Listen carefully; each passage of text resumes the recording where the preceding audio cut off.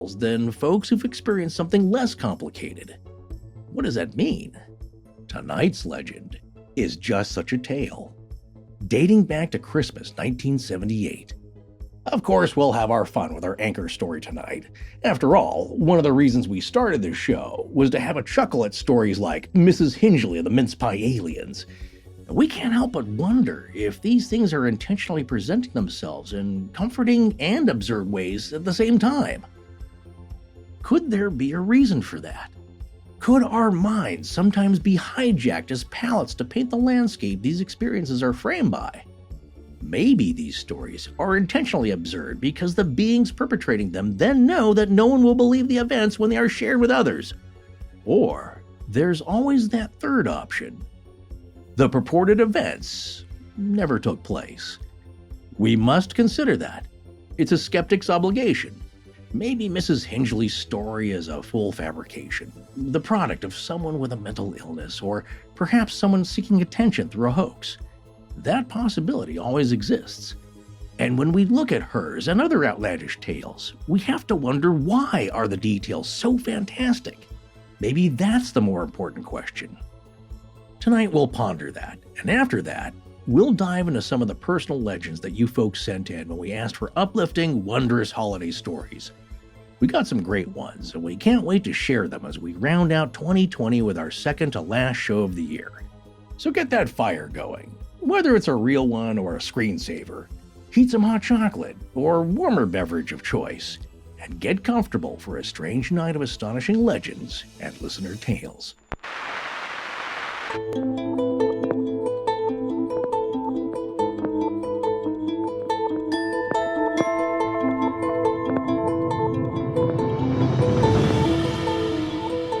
Welcome back to Astonishing Legends. I'm Scott Philbrook, and this is Forrest Burgess. We come from the sky.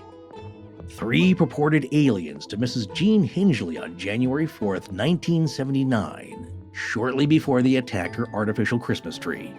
Join us tonight for one of the more bizarre legends we've ever shared, as well as listener stories that are just right for this time of year.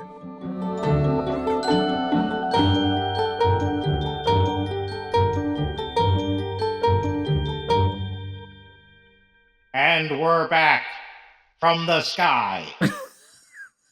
Wow, that's pretty. How'd you do that? That's not my impression. That's Ryan doing his sound. Oh, design, he put a special filter on there. I don't know how these things work. The beginning. Yeah. Remember in the yes, Yeah. of course you do. But in the cold open here, I was asking you before we really got into the story, like, well, what do they sound like? Was there any report about it? It's like, well, their voices apparently came out of a box on their chest. A little box, like a Darth Vader situation, I think. It had some buttons and knobs. Of course. Of course, he didn't talk through the box. His voice came out of that weird triangle on his helmet, I think. The weird triangle, yes. But as a kid, you know what? I wanted to flip those toggle switches so badly. Yes, and by the way, rest in peace, David Prowse, who played Darth Vader, not the voice, but the body, and it's funny, James Earl Jones didn't even want to be credited as the voice of Darth Vader because he felt like what David Prowse was doing was really what the character was. So anyway.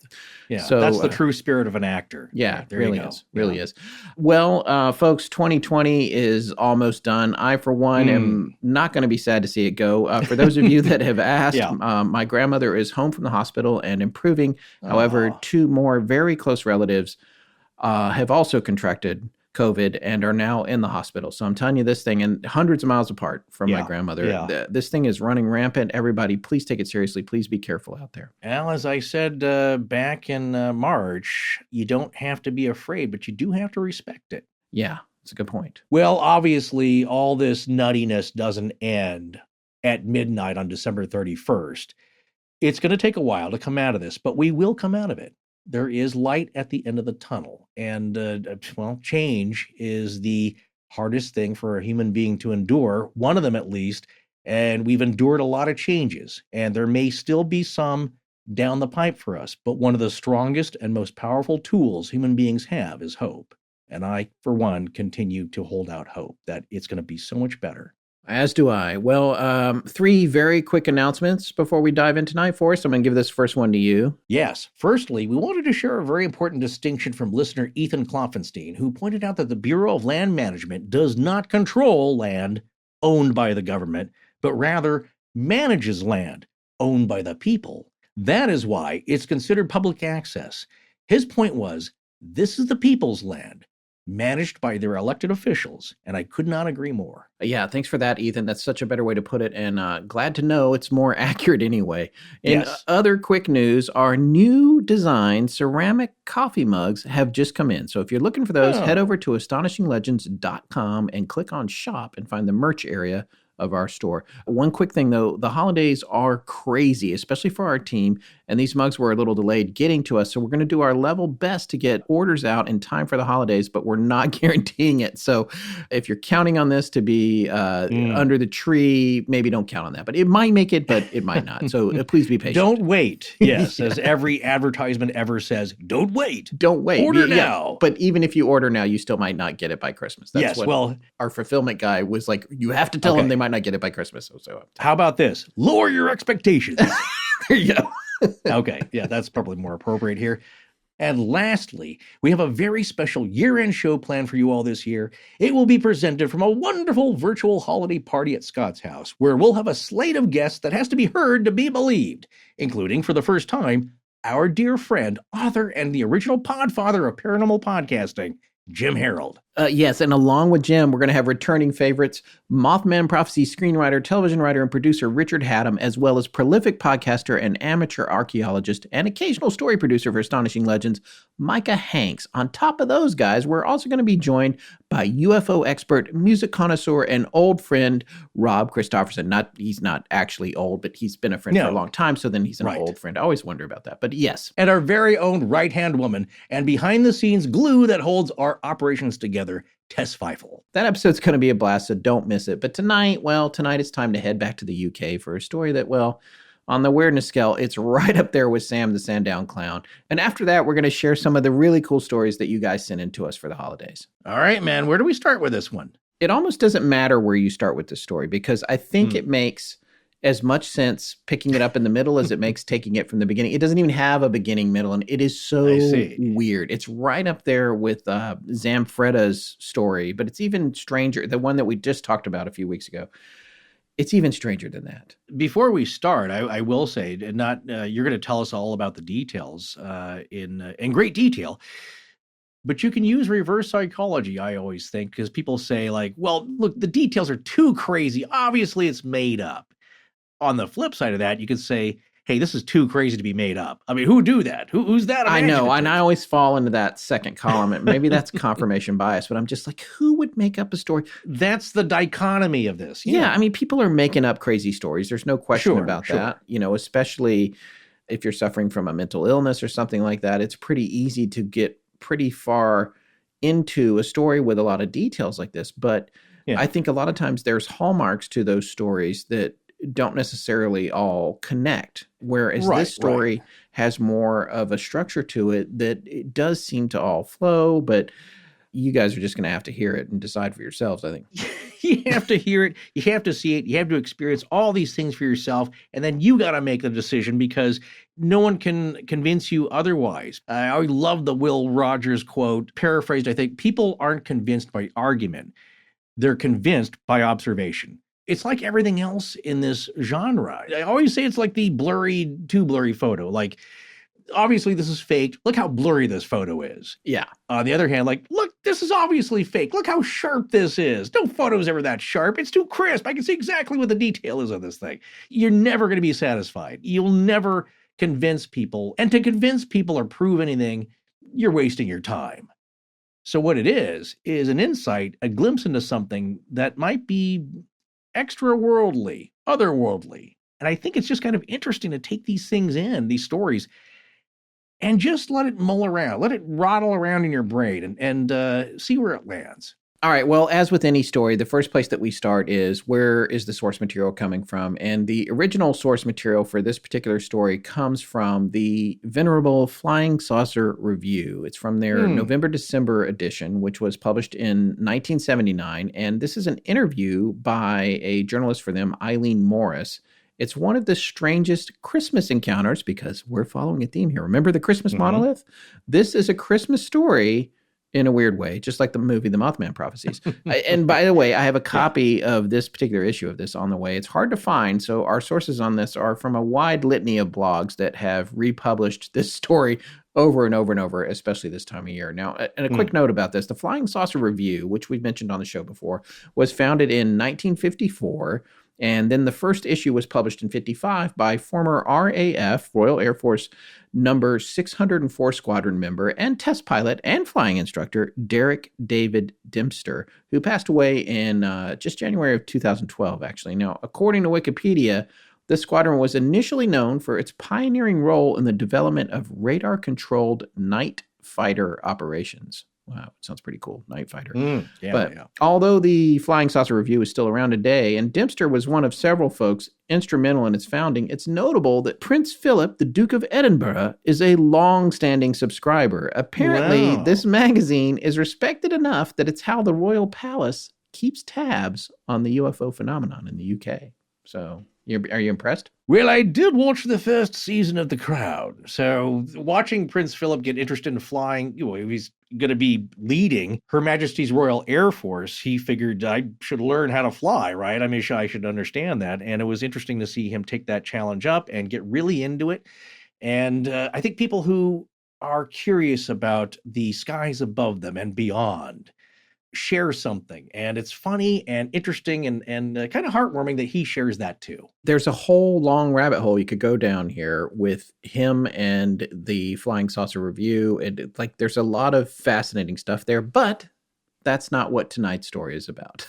Tonight's story is about Mrs. Hingely. So again, this is originally from the November-December 1979 version of the Flying Saucer Review. I'd also like to give a quick shout out to my good friend Matt Drew, the curator of mysteries, for sending this story our way. And that's right. Yeah, because I had not heard of it until he did that. He sends me stuff daily, and there's a good portion of it that I have not heard of before. So thanks for that, Matt. Talk about deep dives. He really digs this stuff up, and it's amazing what he finds. Yes, he does. All right, and there are some details for this story that are pieced together from a few blog entries as well, including one at a website called timefordisclosure.com.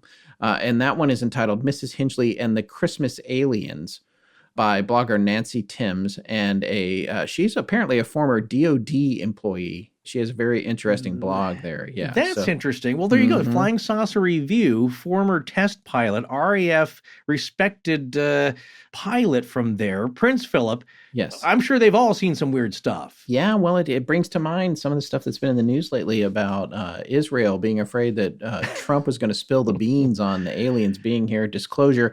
But again, that's not for tonight's show. You know what? There's still time. There's still time. Imminent disclosure. I wish that would happen. Well, Jean Hingely and her husband Cyril lived in a council house or public housing in a little town called Rowley Regis. This is a small town and historical parish established in the year 1173. That's a long time ago, right? Yeah. It's in the West Midlands region of England, just 2 hours south of Pontefract, which you may remember from our September 2018 episodes on the Black Monk of Pontefract. I digress. Well, not enough digression for my tastes, sir. Well, Cyril Hingely worked in a cement plant, it would seem, and on the day that this story took place, January 4th, 1979, a little bit after Christmas, but the tree was still up, he left for work, as he always did, in the morning.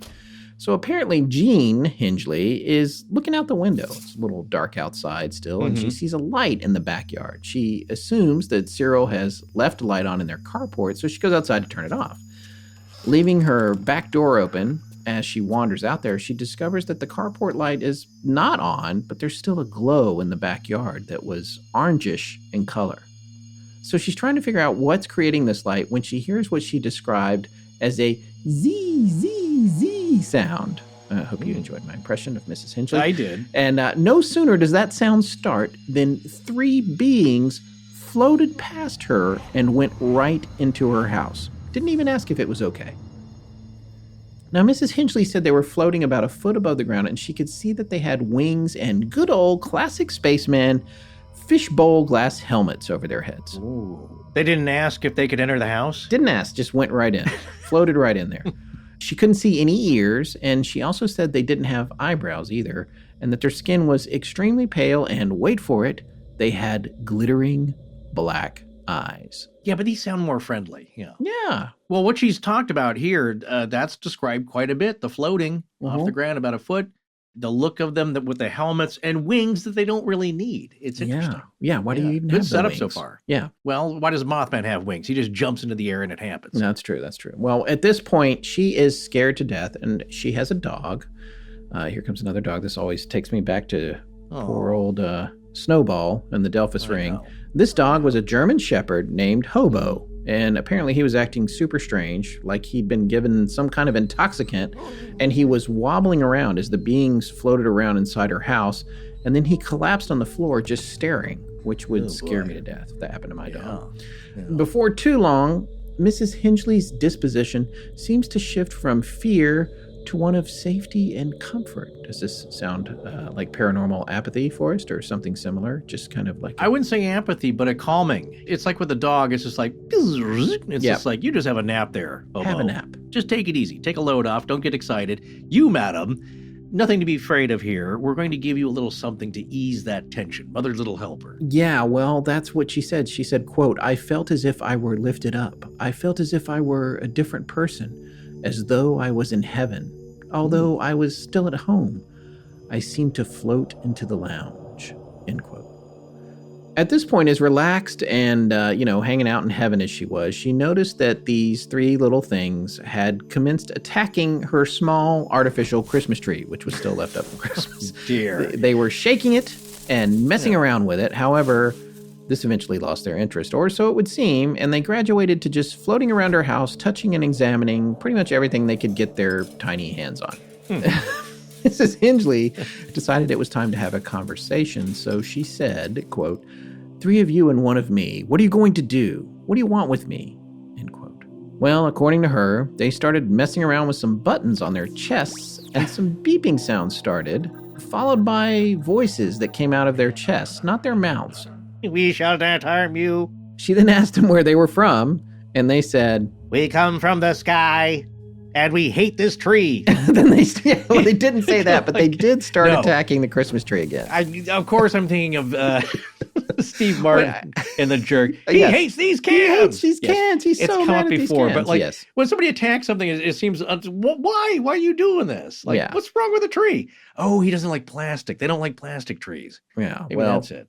Being a Christian, Mrs. Hingely explained to them that we put trees up at Christmas in honor of Jesus. And they told her they knew all about Jesus.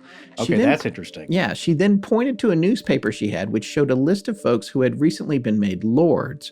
And when she pointed that out to them, they replied, "There is only one Lord." They're religious aliens. Yeah, she says they then started jumping on her couch like Tom Cruise, at which point she yelled at them, "Be careful," and they stopped. "You're going to ruin the plastic coverings." Having broken the ice, she says she began to feel happy and thought of them as having friendly eyes. And she told them, "Nice to see you." And all 3 replied from their voice boxes at the same time, "Nice." Now they're going in and out of all of her rooms again, touching and grabbing everything, especially alcohol. Yeah, okay then. And like any self-respecting hostess to holiday visitors, she offered them a drink.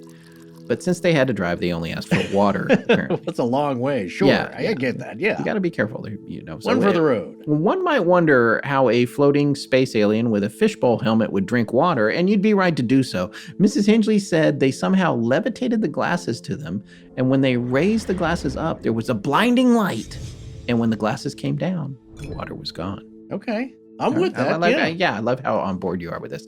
They're pouring the water into, it's not like they had to punch a hole into the glass. Well, and here's my out. thing. I mean, based on how they're behaving, my idea was that the bright light was a distraction and it blinded her, and then they dumped the water on the carpet. Now that seems kind of rude. It's like a magic trick. Yeah, it's just a diversion. Well, these beings went on to tell Mrs. Hingely that they had been to Australia, New Zealand, and America. And they added, quote, "We come down here to try to talk to people, but they don't seem to be interested." To which she replied, "Why are you visiting plain old me instead of the Queen or something?" And they said to her, "You are a lady." Well, that's very nice also. Yes, it is. Right. But there's some themes here. Isn't it an ongoing? I feel like it's an ongoing message, maybe not with Orfeo Angelucci, but similar stories where it's like we're trying to tell you, but you're not listening or people aren't paying attention. But the other thing about this. That is apathy, yes. Yeah. But the other thing about this that really captures my imagination is that there seems to be an idea, like what I see in this, in the people not being interested in air quotes, is there's almost an idea that like, if you're not ready for it, you're not going to see them. They're not in our normal state of reality. Possibly, yeah. Yeah, some people don't see anything, but you're right. I think to a large degree, we always talk about this. Is it Christian Rapolo, the man cursed with seeing UFOs? Yeah. He tries to point something out in the sky on the horizon, and people are like, I'd rather just eat my waffle cone. Yeah.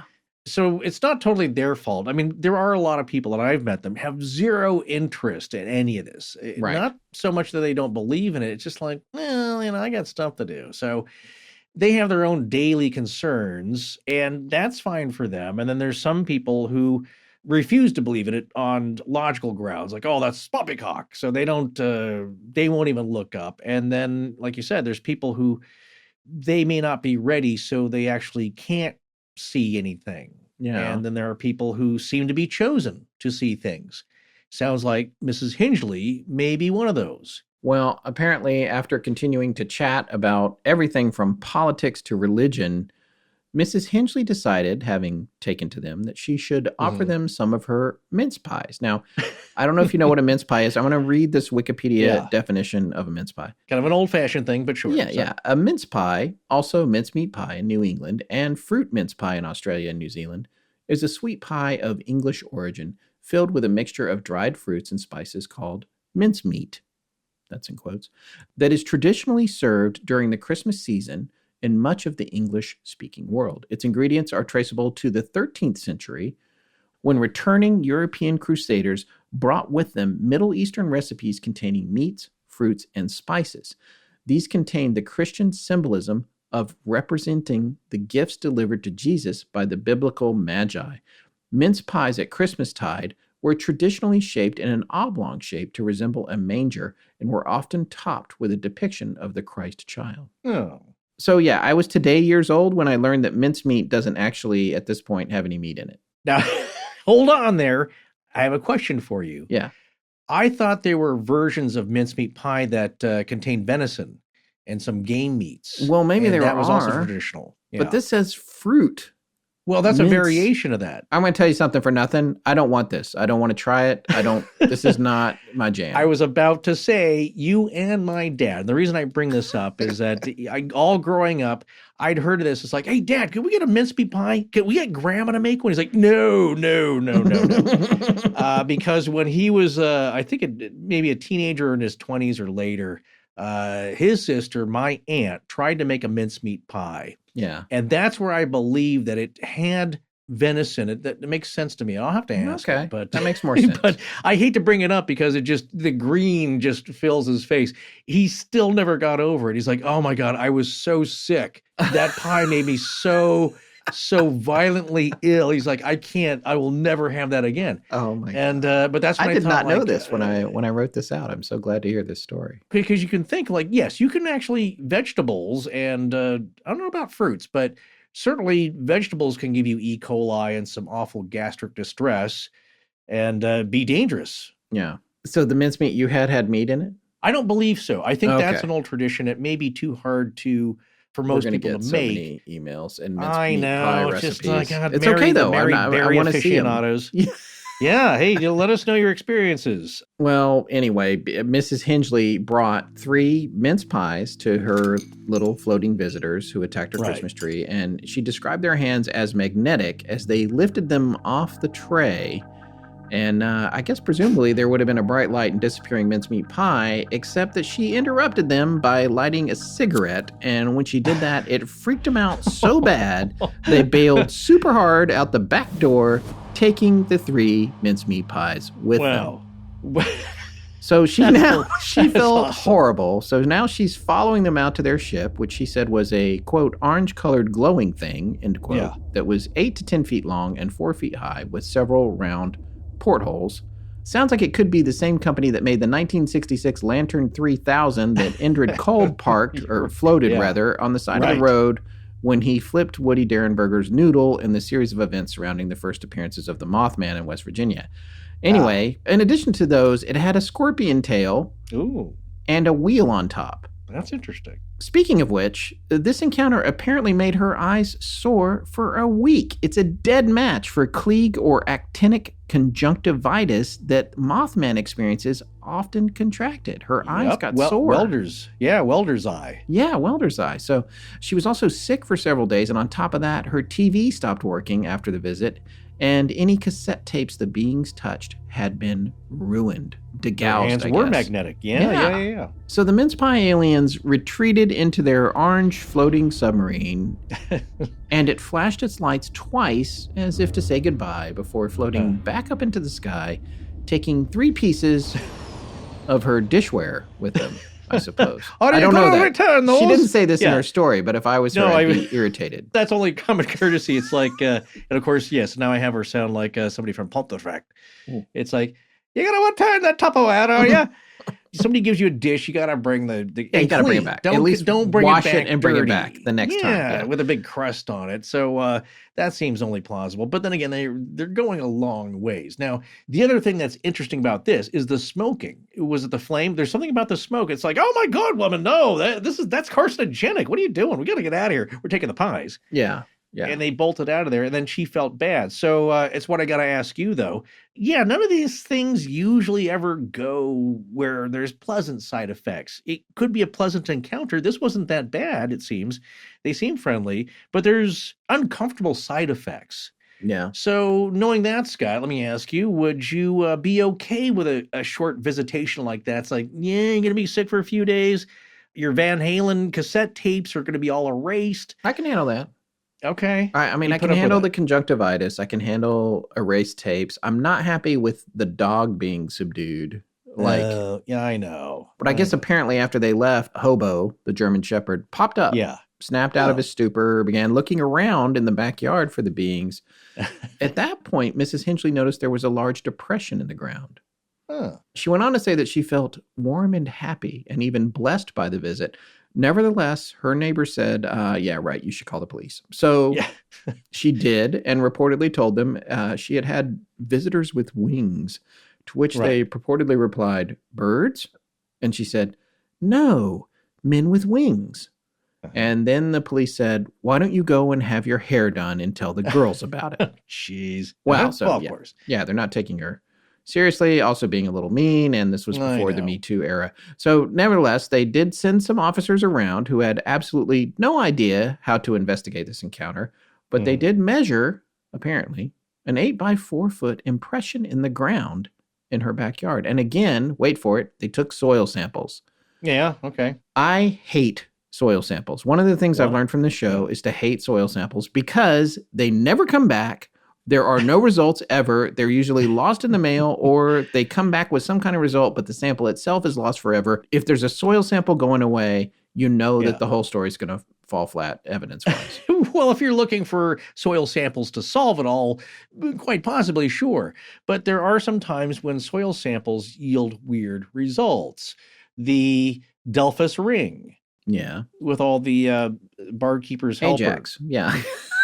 Yes, with the oxalic acid in it as a residue. And as we said, that's a byproduct of making rhubarb. That's how the inventor found out that this might be good for cleansing his pots after he made the rhubarb, another pie, delicious pie, rhubarb and strawberry, one of my favorites. His pots were always shinier. But what I was going to say one time, a few times, where soil samples are really interesting, crop circles. Yeah. Where you get those iron ferrules, these little tiny nodules deep down. And one day we're going to cover that subject. I'm very excited about that. But but you're right. I get it. It's kind of what you said earlier in the cold open, perhaps. The closer you look at this phenomenon, the more it leads you astray, the more weird, but also banal it gets simultaneously sometimes. It's so out there, but the closer you look, the more nothing you get. There is still time to get that perfect gift for someone you care about and cherish, but may not be able to see this year. Of course, I'm talking about the Skylight frame. The Skylight frame is a photo frame anyone can update instantly by email from anywhere. It's a thoughtful way to feel close to those you love, even when you're separated. It sets up effortlessly in under 60 seconds. Just plug it in, use the touchscreen to connect it to your wireless network, and enjoy. Yeah, we're all trying our best to come up with inspired ways to give gifts that will make us feel closer, ease the isolation this year. With the Skylight frame, multiple family members and friends can effortlessly send photos to the frame, and they appear in a few moments. And just imagine how mind-blowingly cool that must be to the greatest generation. My family gave a Skylight frame to my grandmother, and she loves it. It's great for anyone in your family, especially older members who can't travel. The response to getting one is always awesome. Your parents and grandparents are going to treasure this. Plus, it's 100% satisfaction guaranteed. If you don't love it or they don't love it, you get a full refund. And as easy as it is to set up, if you're still a little concerned about grandma or grandpa's anti-tech attitude, you can even preload it, wrap it up, and send it along to them. And all they have to do is plug it in and it's up and running. This is a nice looking frame too. I mean, it's just a simple black frame with a white mat. It looks just like any picture frame you'd get from a home interior store. And the 10-inch touchscreen allows you to swipe through photos with your finger. Now, as a special offer, you can get $10 off your purchase of a Skylight frame when you go to skylightframe.com and enter code LEGENDS. That's right. To get $10 off your purchase of a Skylight frame, just go to skylightframe.com and enter code LEGENDS. That's skylightframe.com, promo code LEGENDS. Hi, I'm Jason, and you're listening to Astonishing Legends with Scott Philbrook and Forrest Burgess. Now back to the show. Well, most of the blog entries on this story end with her saying, sadly, that some people have made jokes about her, but people that know her know she was telling the truth. Now, Mrs. Hingely did say that she had eventually asked them if she could tell people they had dropped by, and they told her, quote, "Yes, we have been here before. We shall come again. Everybody will go to heaven. There are beautiful colors there." Now, I freaked out here because there's beautiful colors. We're coming right back to hello, and I am all colors Sam. Why is the colors? Right. Colors are always coming up.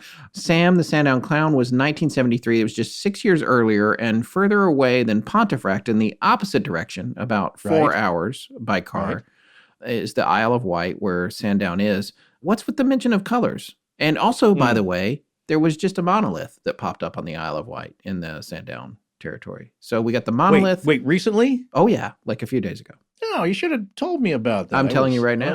Okay, there's good. monoliths That's everywhere. fine. I can't tell you about every monolith. Come on, are you kidding me? There's one popping up every 5 minutes. You could try. Yeah, so you want my half-arsed opinion on this? On the monolith on the Isle of Wight? No, the colors. Oh, no, yes, I do. What is unless it? What the is monolith is beaming out free Wi-Fi. Yeah. You're probably not going to get much of an answer. Yes, with that. Yeah, that's a good point. Here's my thinking, though, if you're asking about colors, because I have thought about this, independent, irrespective of tonight's story and your telling of it and your astonishment and astoundment of why colors are important. You look at the common factors of a lot of these stories with UFO sightings, experiencers, abductees, sightings in general, and a lot of it, what's one common thing about all these craft? Not all the time, but a very common element with these sightings and with the physical nature of these crafts themselves. Light. Yeah. Look at Terry Lovelace. This thing beamed down light. And just picture this too, like you said, it wasn't as you've seen, obviously, when you turn a beam of light that's very powerful off into a long distance, you can almost, it's very quick, of course, it's traveling at the speed of light. Yeah. But you can almost see the beam kind of shoot out a long distance in front of you. Yeah. What he said was, it wasn't like that. The sensation or the impression that he got was that it was just on. It's just on. Yeah. And it was solid, and it was narrow, and it was intense. Yeah. And they were of different colors. When you look at the colored lights on all these craft, are they just decorations that they think it's fanciful? Are they intergalactic turn signal colors that you have to display? You can confirm this, Scott, like on ships and aircraft, left port is green, starboard is red. Red right returning. Yep. There you go. Yeah. And so that's standardized. Is it something like that? Well, no, I don't believe so. But there is something that is common to all of it. Like I said before, energy is the currency of the universe with beings, entities, other aliens, whatever it is. We all need energy to get around. It's what we crave. That's why those things are jumping on your chest at night to scare the crap out of you. They love that energy. They love the misery. It's all about energy. And if you're an alien or some kind of higher being, whatever spiritual form you are, from wherever you are, light seems to also be a currency of that. The photon, the transmission of light. They're somehow able to manipulate light to get it to do whatever they need it to do in very advanced, unknowable ways. But it also has something to do with the temperature range, the color range, the vibration, the frequency of light. Otis, I'm trying to think just off the top of my head. It was a famous UFO story. I'm trying to think of the last name, but it was described as a UFO craft that was built. Otis Carr. There you go. That's it. CARR. Yeah. Built by humans from alien plans, but they said it glowed ultraviolet blue, I think, or purple. And so light, the byproduct was a brilliant ultraviolet light, and it had something to do with that. So, but yes, these are all not true stories. We've said that in the cold open. A good portion of them are going to be made up for whatever reason. But some of them, again, they don't all have to be false. Just a few of them have to be true. One has to be true for this thing to be a real thing. And if light has something to do with it, then colored light and changing colored light seems to be significant in the operation of whatever the heck they're doing. And I would doubt that it's just for decoration. Yeah, that's a good point. Yeah, it's just the frequencies of light. That's why there's always a lot of times colors associated with it. So that's nice. But they promised to her, like, yes, heaven is real. You'll be there one day, and there's all kinds of colors for you to enjoy. But what does that mean? Yeah, and that's the thing. The talk about Christianity, in a way, to me, it's kind of like, is it food time? It's a little bit like, see, we know about your planet. Well, here is something to make you feel comfortable. Here is your belief that we know about, and we're going to talk to you about it. We've said this early on, though. I think way back when maybe the Fermi paradox, when we first started talking about aliens. One thing that's curious to me and others who study this is, what is their origin story? Who do they believe in? Who is their superior being? Yeah. Even if they created us, who created them? What are their rules they have to conduct themselves by? Yeah. What are the things that they believe in? Yeah. Zargon the Great, he's the real Lord. Right. He also looks a lot like Jesus. I guess my point is, and yes, I'm being flip, is that you don't know what their quote-unquote religion is. And I think it would be a mistake, again, if you're going to give this any inch of credibility, just some leeway in belief, is that you can't assume that something doesn't make sense with them. Yeah. And something that might be just as spiritual to them. Like, it's that spiritual quality that's ineffable to them that they can't get a grasp on, but it's what they believe in. You don't know. Yeah. But always we assume that, like, when there's aliens and they're really advanced, like, they're not going to believe in religion. That's silly. Yeah. I mean, it's okay for us, but they're technological and they don't need religion. How do we know? Yeah, that's a good point. There's a lot of stuff that's interesting about the story. So obviously a lot more stuff going on in the UK than I expected when we started this show. I love that this story takes place between Pontefract and Sandown, which manifested in 1966 and 73 respectively. So this is like a hat trick of really weird stuff. I mean, Pontefract's different. That's a haunting. But Pontefract's right up there with, Jeff the Mongoose and the Bell Witch. There's some serious stuff going on there. And then you have, and I do start to wonder, the more we look at stuff, if all of these things are connected. Yeah. And if there's a connection between, I guess, if there's a lot of people that want to believe that you have these corridors of happenings, and over here's the UFOs. And we've talked about this before, like the cryptids versus, is Bigfoot interdimensional alien or just an unknown primate or doesn't exist at all that kind of stuff. But you come back to Skinwalker Ranch and the other places that you looked at where all kinds of things are going on, and you start to wonder if it's all bleeding together in some weird way. And the next question that comes after that is, not to sound like somebody at the end of a college party, but like, what is reality? Because the more you look at it, the more it seems like it's all bleeding together, like it's really amorphous. Yeah, man, that is the big question. One of the biggest questions. And certainly one of the biggest questions for us as mere mortals here on Earth. And it reminds me of the John Keel quote, "The unknown is out there. The universe does not exist as we think it exists. And we don't exist as we think we exist. I hope he really said that. That's just it's a quote that's often attributed to him. He's got some of the best quotes. One of my favorites is whatever's on the back of his business card is like, not an expert on anything at all, I think it is. So great. Right, not an expert. And that was, I just saw a documentary that it showed his card on there. Yeah. And he really did have that early on. I think it said, on the front, I think it said photographer. Right. And maybe writer or author, but photographer, that's what he was also going around doing. On the back said, just not an expert. So, don't bother me with your questions. I can tell you what I've experienced, but I don't know what it means. And I'm always wary of somebody who can or purports to tell you they know what it means or what is or is not possible. But no, that's the great question is like, how does this all tie in? And as we've also learned through all of this is that it has a lot to do with perspective and perception and our belief system and what we can see and what we can't see, something you mentioned at the beginning of the story, that all has a lot to do with it. And I think there's a spiritual aspect to it. That I did not believe. You asked me years ago, maybe this year, you asked me how my needle has moved, and I would say I didn't used to think that, but now I do think that there is a spiritual, metaphysical component to all this. This show would be nothing without you. I can't make these kinds of observations that you make. These are crap observations, I say. It's much better informed than anything I could say. I'm only here to tease these things out of you, but I... Oh, I see. Right. Well, as an old foam trucker's cap used to say on the front of it, if you can't dazzle them with brilliance, baffle them with bullshit.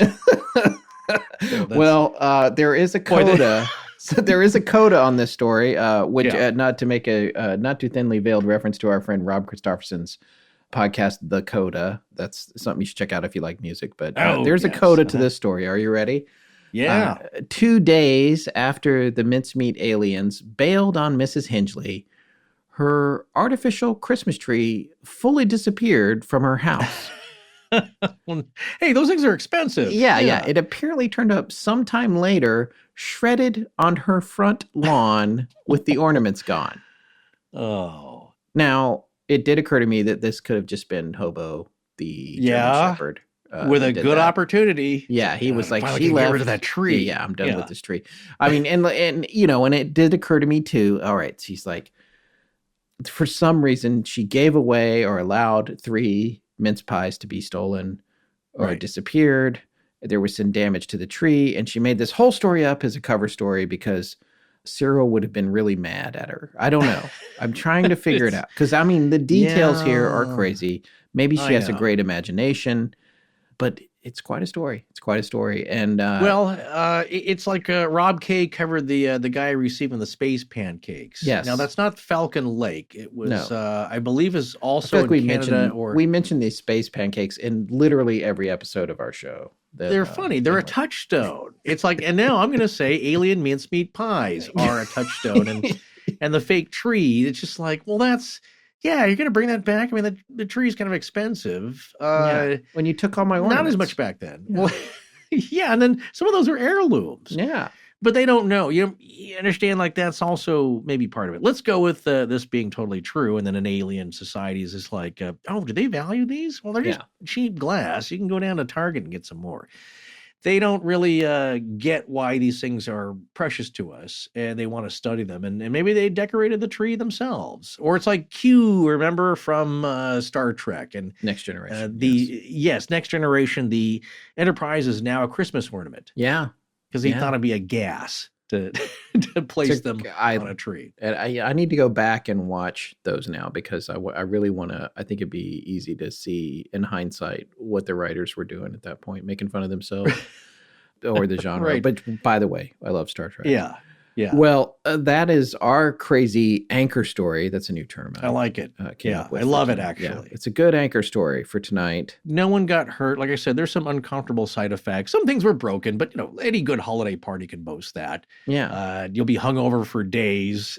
Some of the more outrageous ones. And things got broken by guests. Yes, indeed. The dog ate a jar of somebody's edibles. Whatever the case is, worse things have happened, but it was really interesting. And then What I liked about it is that, yes, it's a funny holiday story. It's goofy. It's silly. There's pie involved, and I do love pie. And there's a thrashing of a Christmas tree. But the way she described it is interesting. You would say, like, well, she's trying to pump up that aliens are cool and we shouldn't fear them. And this was a good experience. Whereas many people explain being terrified, tortured, experimented on in a way, hating it.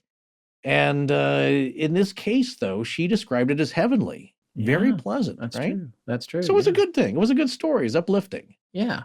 Well, that is just the amuse-bouche for tonight, because we have really got some great stories from you guys. We asked for holiday stories, uplifting stories, kind of a different sort of strange series of parameters for stories that would be fun to share in December.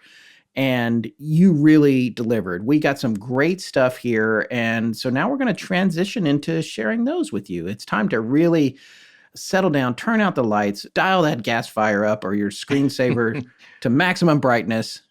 Put another real or Duraflame log on the fire. Yes, invite all your friends over by Zoom. Let's get into this. Forrest, you want to kick this off? Yes, you're absolutely right, man, and thank you. Before we begin tonight's portion of the show featuring stories from our listeners, we want to express our tremendous thanks and gratitude for everybody that graciously took the time and effort to send us their really wonderful anecdotes.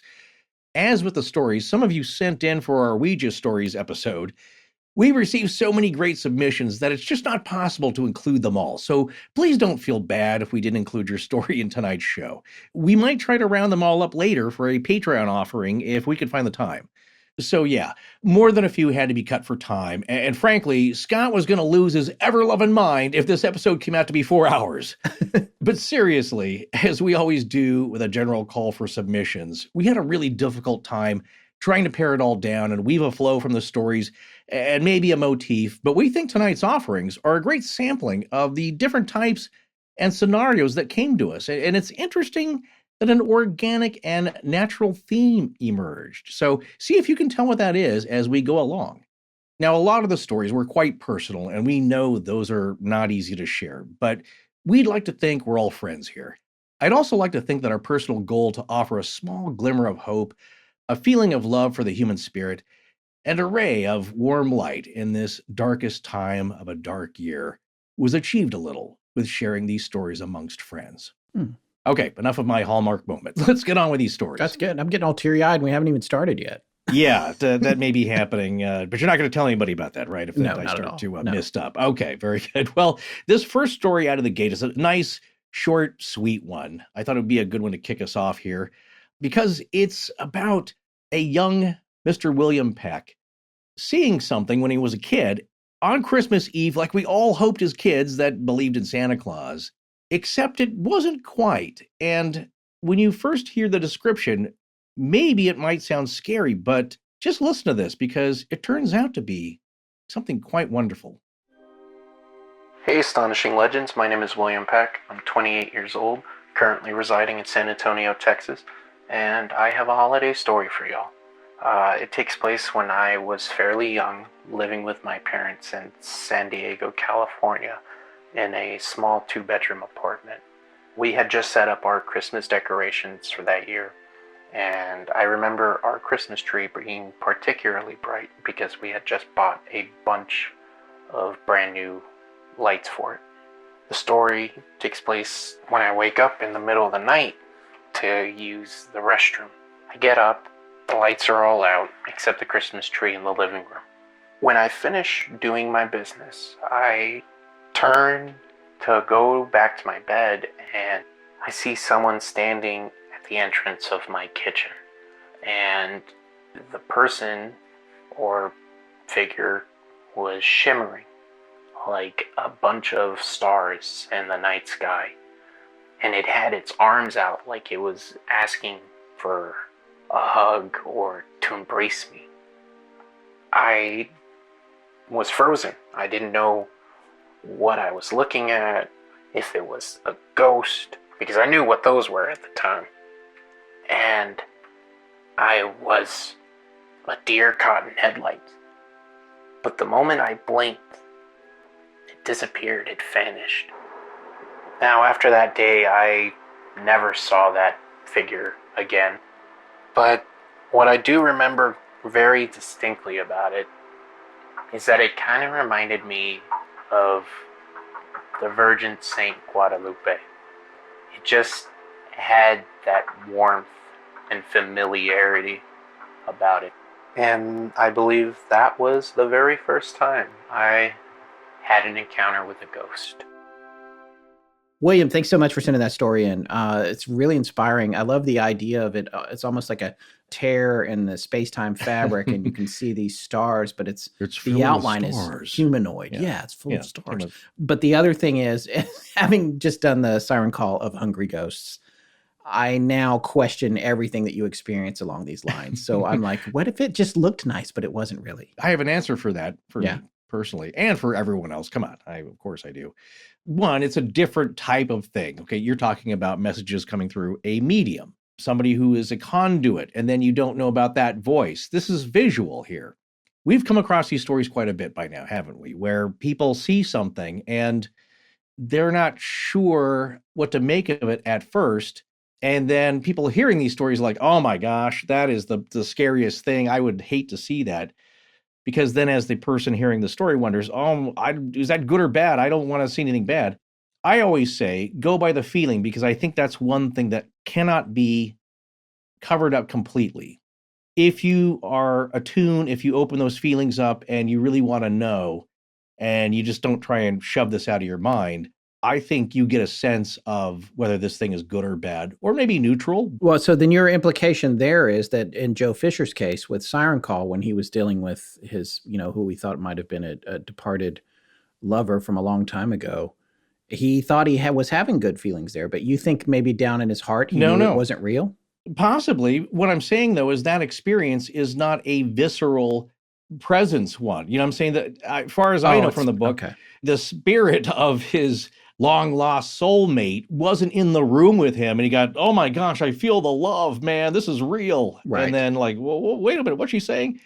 He's getting messages from somebody else, through somebody else. That's my point about this. There's a separation there, in that they may be truthful statements, you don't know, but it's not a experienced in the room with you type of feeling. And like we said with strange intruders, these things, and it's believed by people who study demonology and these other strange critters from other places, that they can mimic quite a bit. And maybe the rule is that they can't do it perfectly. So there's always a tell, to use a poker term. Do you think William's story, the time of year, is just a coincidence possibly? Or do you think it's somehow related to the holidays? Absolutely. I mean, we talked about this before with Krampus. It's that thin time. Certainly traditionally, the ancients believed the darkest time of the year, the spirits come out. It's the thin time. The veils are lifted.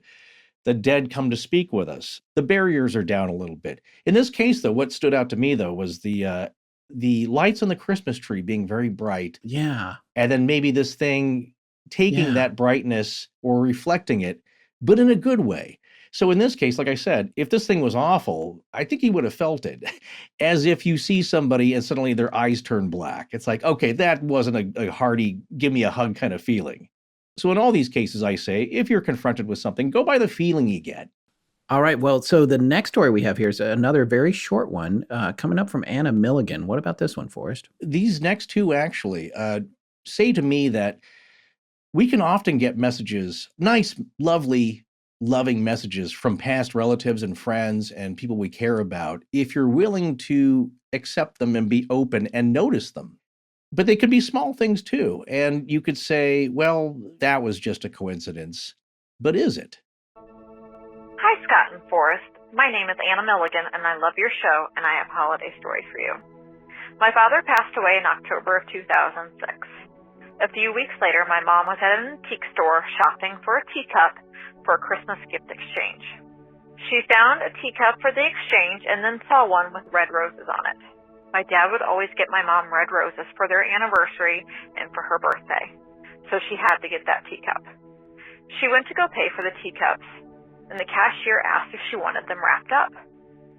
The cashier picked up the red rose teacup and opened a newspaper to wrap it in. She opened it up to my dad's obituary. It was a nice sign for my mom from my dad. Thank you. Oh, I love stories like this. I had an aunt who loved stories like this. Yeah. These ones stick in your mind. It's like a Paul Harvey kind of story. I really love it. And a lot of you folks are going to have no idea who he is. Just look him up, find him. He's got to be on YouTube. Just some of the most amazing radio there ever was. But I've gone back and forth since we started this show. I used to be like, how can we prove this was a message? And, we got to analyze all this.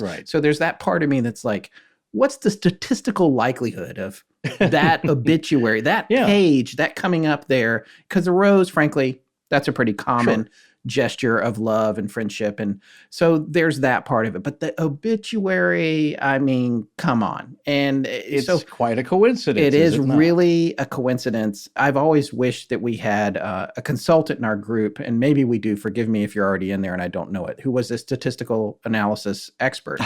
Who could say, all right, well, mathematically, how many papers were in the area? How many pages of the paper were the obituaries? How many obituaries were in the paper? It's like, are we talking about New York City or are we talking about Lizard Lake, North Carolina? So there's all that stuff that goes into it. But just the fact that she took it and got it in her hand and looked down and it had the rose and it was the teacup and it was his obituary, that's some pretty powerful stuff, I think. You have to factor in the other pieces of meaning. The fact that it was a rose and that the husband always bought the roses for the mom. Mm-hmm. It had a lot of meaning, that in itself. She's like, that's it. That's the cup. I got to get this one. And then boom. Now, here's my question for you, though, very briefly. This may have been one of the very first things we recorded for the podcast ever years ago. It was a story about the Titanic, and a friend of Scott's and his wife, their family had some meaning with let's say a person that was directly involved with the Titanic. We need to finish that show. I forgot. We need to finish that one of these days. We need to. I know. For many years. That was a very interesting episode. Yeah. And he would come back on and do a follow-up. I know. Right. And not to give anything away, but they go to a Titanic exhibit and get a piece of information that, as in this case, is like, whoa, that blew them away. It's like connected to a deceased relative. Yeah, I'll say that. It is so crazy a coincidence that seems very unlikely to have happened. And then we're thinking like, okay, did that spirit, if you're talking about apportation, did that spirit stick that card in so when it came up and they took their ticket, that's the one they got? Yeah. Was the obituary in the newspaper manipulated in the stack of newspapers for the cashier to grab that sheet to wrap that rose cup in? Are we living in a sim universe and the grand puppeteer just picked a button that said, mess with this one's mind? That's a lot of buttons, though. It's one button in the Sims. Well, I'm just saying, it's like, I know people that used to build houses for Sims and put the Sims inside of them and then take away all the doors. So that's then you do wonder if somebody is trying to send a message, are they able to manipulate materials to make that happen? You know what I'm saying? Because a message was sent here is that, and the message is, I love you, and if I were alive, I would send you a rose. And maybe also, I want you to know I'm okay. Absolutely. So is that happening? Yeah, and the version of me that's 6 years into our show now, or 5 or 6 or wherever we're at, is a different version from when we started. I choose to see that story as a definite heartwarming message. Yeah. So what can you tell us about this next one from Amy V? You could say it involves a coincidence of sorts, but one that's pretty specific and has a tremendous amount of meaning, personal meaning for Amy. In 2009, my mom passed away from pancreatic cancer. For most of her adult life, she wore these 2 little gold lapel pins every single day, praying hands and a little angel. She wore them every day for years without fail, and when anyone would comment on them, she would always say, I never go anywhere without my praying hands and angel. Fast forward a few years, and my husband and I are at a wedding.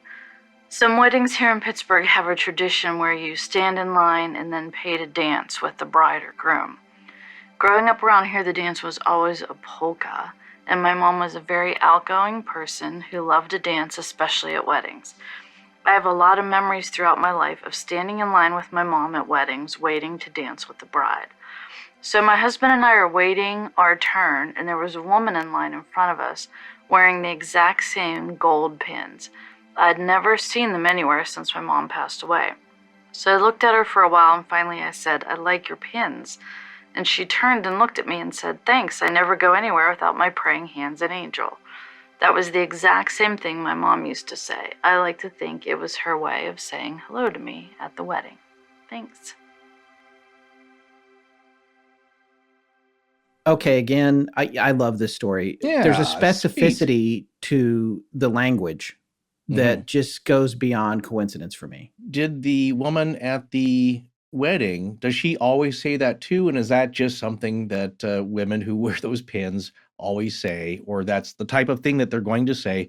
Or were the words coached to her in a way? Yeah, well, and that's the thing that we get back to that whole puppeteer thing that I mentioned in our last break, but like is it about manipulating the course of things that were already set to happen so that worlds will collide, or is it more about manipulating the very specific event in this moment?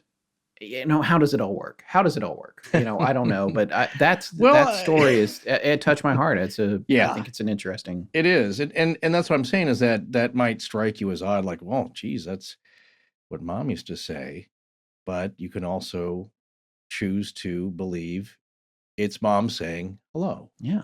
Well, these next two, look, everybody loves a dog story. Everybody loves their pets so dearly. We all love pet stories. We love funny ones. And sometimes they're endearing. And, you know, the sad thing about that is that they don't last with us for very long. Certainly not as long as most of us do with each other. Is it bad that I'm already tearing up? My dog has got at least 5 years left. I'm already upset. I didn't mean to make you think of that. But here's the good thing with one of these that we're going to hear. Maybe they don't completely leave us when they go off to wherever they do. But the first one is a story from Heather. And this one's interesting in that this is also about both of these stories involving pets for different reasons. I believe sometimes when you really want it and you ask for an answer, sometimes you'll get it. Hi, guys. Well, I heard your message calling for uplifting stories, and I thought it was time for me to share this story. I haven't told anyone. I have not told my family. I have not told my bestest friends in the world. But maybe it's time. About 20 years ago, I had just moved out of my house. I was a school teacher. I just moved in with my boyfriend, eventually to become my ex-husband. And we decided to adopt these two little Pomeranians. My friend had two Pomeranians from the same breeder. She had two others. It was a mother-daughter pair. And the mother wasn't well socialized because she was a breeding dog, so she wasn't used to strangers and stuff like that. But the puppy was fine. So me and my friend decided to take the puppy and her two dogs out to the pet store. And we left Maggie, the older dog, behind. And my now ex, at the time, boyfriend, had never had a dog before. So he accidentally let the dog out. So the dog is now lost. And we get home, he tells us what happened, and we go looking. We call all the authorities. We try to find her out there with flashlights. We're checking the whole neighborhood. We're checking behind houses. We're checking just everywhere. There was an apartment building across the street, and I had gone behind there and looked with a flashlight, and we were about to make our second sweep, so I'm like, all right, I was heading behind our apartment building again to check behind there, because there was kind of like a pond, and I was starting to panic, and I decided not to panic. I cleared my head, and I decided to say just a quick little prayer. I had taken a deep breath, cleared my head as I was walking, and I said, please help me find her. And this is where it gets weird. I'm not crazy, I swear. I heard a voice, and it was not my voice, and it was not anyone I knew. It was not inside my head. It was not really outside my head. It was kind of in between.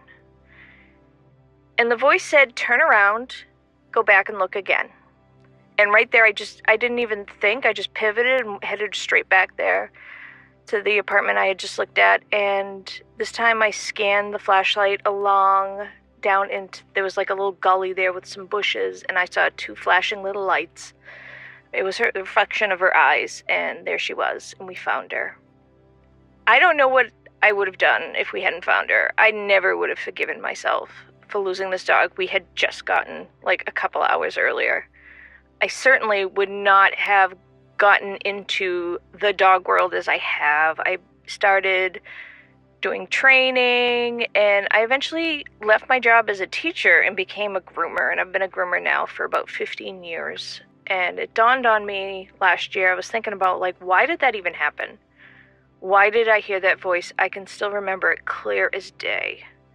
If I hadn't found her, I probably wouldn't have become a groomer, and I love my job. I absolutely love my job. It was absolutely the most wonderful decision to change careers, and I think that's why. I don't share this story with anyone because they would think I was crazy, but there's also a little side note, something else that's also strange about this story, and that is the fact that a couple times since then, my friends would, let's say a friend their cat would get out and get lost, and I had the weird, uncanny ability to find that animal. Like, I knew exactly where to go and find them. I've almost been tempted to test that since then with, like, just random, like, missing cat posters and stuff, but I've been too chicken. Who knows? But hopefully you find that story uplifting. I know I do. I look back on it whenever my faith in, God or whatever is bigger than us starts to waver. I think of that. So I hope you guys have a great holiday. And Merry Christmas and Happy New Year, and keep telling us the wonderful stories. Hi, Scott and Forrest. My name is Mackenzie, and I have a holiday story for you. It did not happen during the holidays, but it was something that really just gave me the biggest smile and made me so happy when it did happen.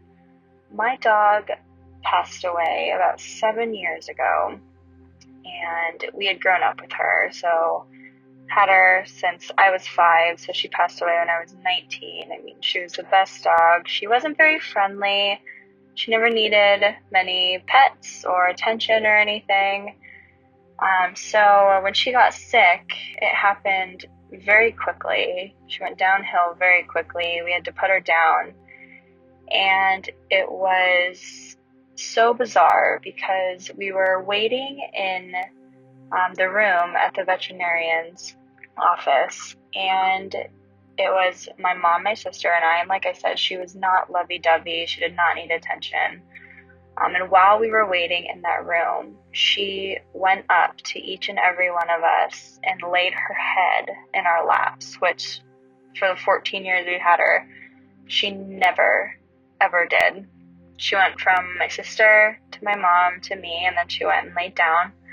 And, then it happened. We put her down, and it was horrible. It was so hard.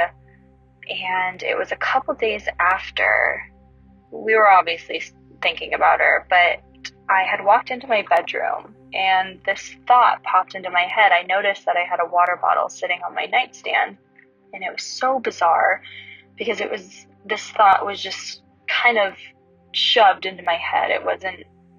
It didn't feel like my own thought, essentially.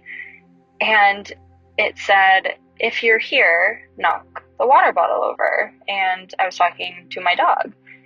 And as quickly as I thought it, I brushed it out of my head. And that is ridiculous. I don't even know why I just thought that, how that just happened. So I turn around to leave my bedroom, and as I'm walking out, my water bottle fell over. And it had been there for a few days. I was 19, didn't clean my room very often. And it just made me smile. And I said, "Hello, baby girl, I miss you." And yeah, never to this day, I've never had any of those thoughts, any more thoughts of if you're here, do this or do that. And I think it was her way of just saying hello and acknowledging that she knows when we're thinking about her. And yeah, that's it. Thanks for listening. I have not personally had, thank you for those stories, by the way, Mackenzie and Heather. Really appreciate it. It's just amazing stories. Really enjoyed them. I was just going to say, I have not had a personal experience with pets that have passed. I've had pets my whole life. And the whole first part of my life, it was cats. And then it became dogs. I'm not one of those people that's like, oh, it's only cats for me or only dogs. I love animals in general. And I have fond memories of all of the ones that I've had over the years. I do feel like there's certain ones that I think are still around, but I don't have any I can't point to that in any particular proof of it, but they do kind of feel like they're always with you after they pass. And I'm not just saying because their ashes are in the closet about 10 feet from me, but are they? They are. With the cats, I don't know. I didn't really know where they wanted to go. I thought they'd be happier with us than anywhere else. I could be wrong. Yeah, hiding I'm under unleashing the bed. emails right now, but I think... Two things, though, Mackenzie wanted us to point out, or that she put as an addendum to her story in the email she sent, is correction one, the dog was friendly. She wanted to make that point. It wasn't a mean dog. It was very friendly. Right. She just meant that it wasn't very affectionate. And here's the other thing about animals and pets. We certainly all know, any of us that have had one, is that they all have differing personalities. Just for the record, I call those doganalities and catanalities. They have a different catanality or different doganality. They have modes of behavior within their species of what they are. There's introverts and extroverts and playful and lazy and you got to work with that. Just like people. Yeah. Exactly like people. And on the interesting thing about them hanging around, certainly you can kind of debate, well, animals don't really have a soul, so where do they go? And then there are others who are psychic mediums who say, well, some pets, they do have a presence. It may not exactly be like a human soul because, as we always said, we're special in a way. But our pets are special too. And the presence that they have in this world and then the next sometimes dissipates, sometimes goes away, sometimes it stays with us. I do not for 1 second believe that animals don't have a soul. That's my personal belief. Boy, that is a whole other show about people measuring animals. You've heard the term 21 grams. Yes, I know about all that. The movie, scientifically quantifying the weight of the soul. Yeah, so that people lose 21 grams of weight, apparently at the moment of death, but animals do not. So that doesn't make them any less special. That's my point. You don't have to feel bad. I don't think you can put a soul on a scale, frankly. That's just me. That's a discussion for another time. Indeed, it is. Also, as an added note, though, Mackenzie wanted us to know that her dog had gotten so sick that she couldn't walk or stand anymore. So it was even more surprising that she walked to each one of us and laid her head in our laps. Yeah. For a dog that's, and I've certainly seen pets that were like, I'm not into the petting thing. Like I'll play tug of war with you. I'll go chase stuff, but I'm not a snuggler. Yeah. They just do their own thing. And so there's certainly a lot of cats are like that too. For this dog, they know when they're going to go. Animals know. They get a sense of it. Yeah. If you've ever had a cat that goes and hides behind the toilet tank or goes off, and they kind of get a sense like it's nearing the end, and this one wanted to say goodbye, which is very sweet. But the other two things about this, though, is that when you ask for a sign, when you ask for help, when you want guidance, sometimes you get it. Mackenzie asked for a sign if the dog was there, and the water bottle falls over. But also Heather had asked, please, you prayed, please let me find this dog. And you got an answer. And I just turned on my heels, boom, just didn't question it. It was interesting that it wasn't totally inside my head and it wasn't totally outside my head. It was somewhere in between where the voice seemed to come from. But she just followed rather than saying like, oh, that's crazy. I'm just hearing stuff. Or, maybe somebody's radio is playing and I'm like the Brady Bunch, I'm picking it up in some fillings. You asked a question, you got an answer. Go check it out. Man, I remember with this COVID lockdown at the beginning, we were starting to look like college students around finals, like ball caps, caveman hair, no shave, just a kind of a general grungy film over your whole body.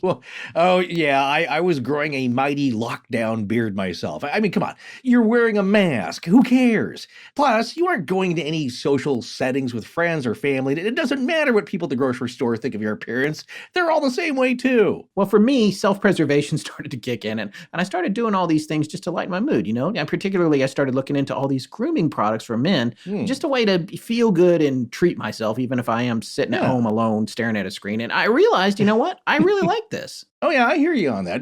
But for a lot of guys, myself included, you have no idea about what kinds of grooming products are best for your particular skin and hair type or your lifestyle preferences, and that you should be tailoring your products to fit yourself specifically. And most of all, you have no idea where to start. Well, lucky for us, there's a company that offers a perfect solution for finding customized premium grooming products for guys. Hawthorne. Yeah, Scott and I are really digging all the products from Hawthorne. Hawthorne is an innovative premium personal care brand that tailors their product recommendations for you. It's a fun and convenient way to get super high quality products formulated specifically for your particular needs. And like Scott said, when you look and smell your best, you feel your best. Actually, I don't recall saying that.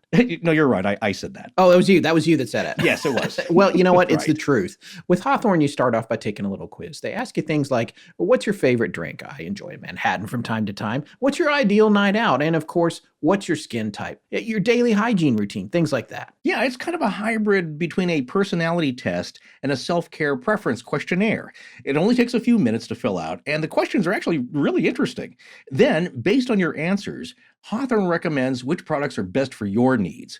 Even the packaging says things like your shampoo, your moisturizer, and your formulation of the products and what ingredients work for you. I gotta say, it does make me feel like a billionaire who has his own skincare lab making products just for me. You get free shipping on your order as well as returns. And if you don't like your products, they'll even retailor them for you based on your feedback. So do what we did. Take Hawthorne's quiz today and get started on your personalized self-care routine by going to hawthorne.co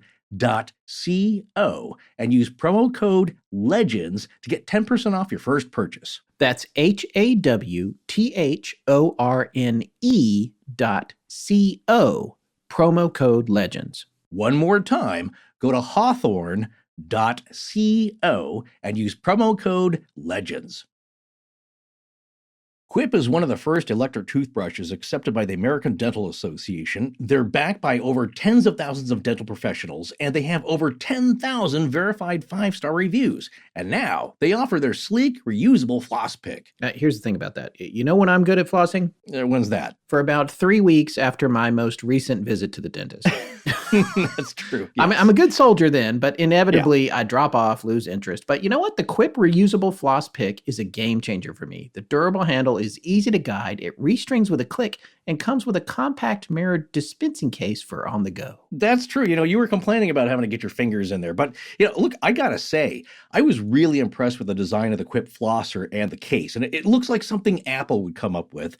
But seeing how Quip designs their brushes with the same flair and smarts, it's no surprise their flosser is also futuristic and very clever in the way it works. It's actually fun to flip open the handle to grab just the right amount of floss you need and then snip off the rest in one motion. No more wrapping a yard of floss around your fingers until they're purple. And one Quip floss refill pad replaces over 180 of those single-use plastic flosser picks, so it's great for your teeth and gums and better for the environment. You can pair your new reusable floss pick with the Quip electric toothbrush that connects to the Quip app and tracks your brushing habits, always keeping you honest at 2 minutes twice a day, and you get rewards for good habits. Quip also delivers a fresh brush head, floss, and toothpaste refills every 3 months from $5, and the shipping is free. Save money and skip a trip to the store. The Quip is a great stocking stuffer for kids, too. Also, there's 9 premium brush colors available, which should cover just about everyone in the family.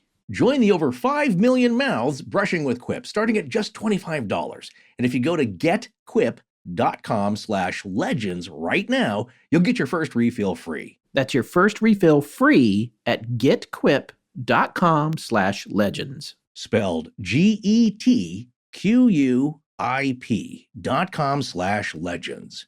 Quip. Better oral health made simple. This is Andy Purvis in Brussels. When I'm not meeting the long-dead ghosts of World War I soldiers in the Somme, I'm listening to Astonishing Legends.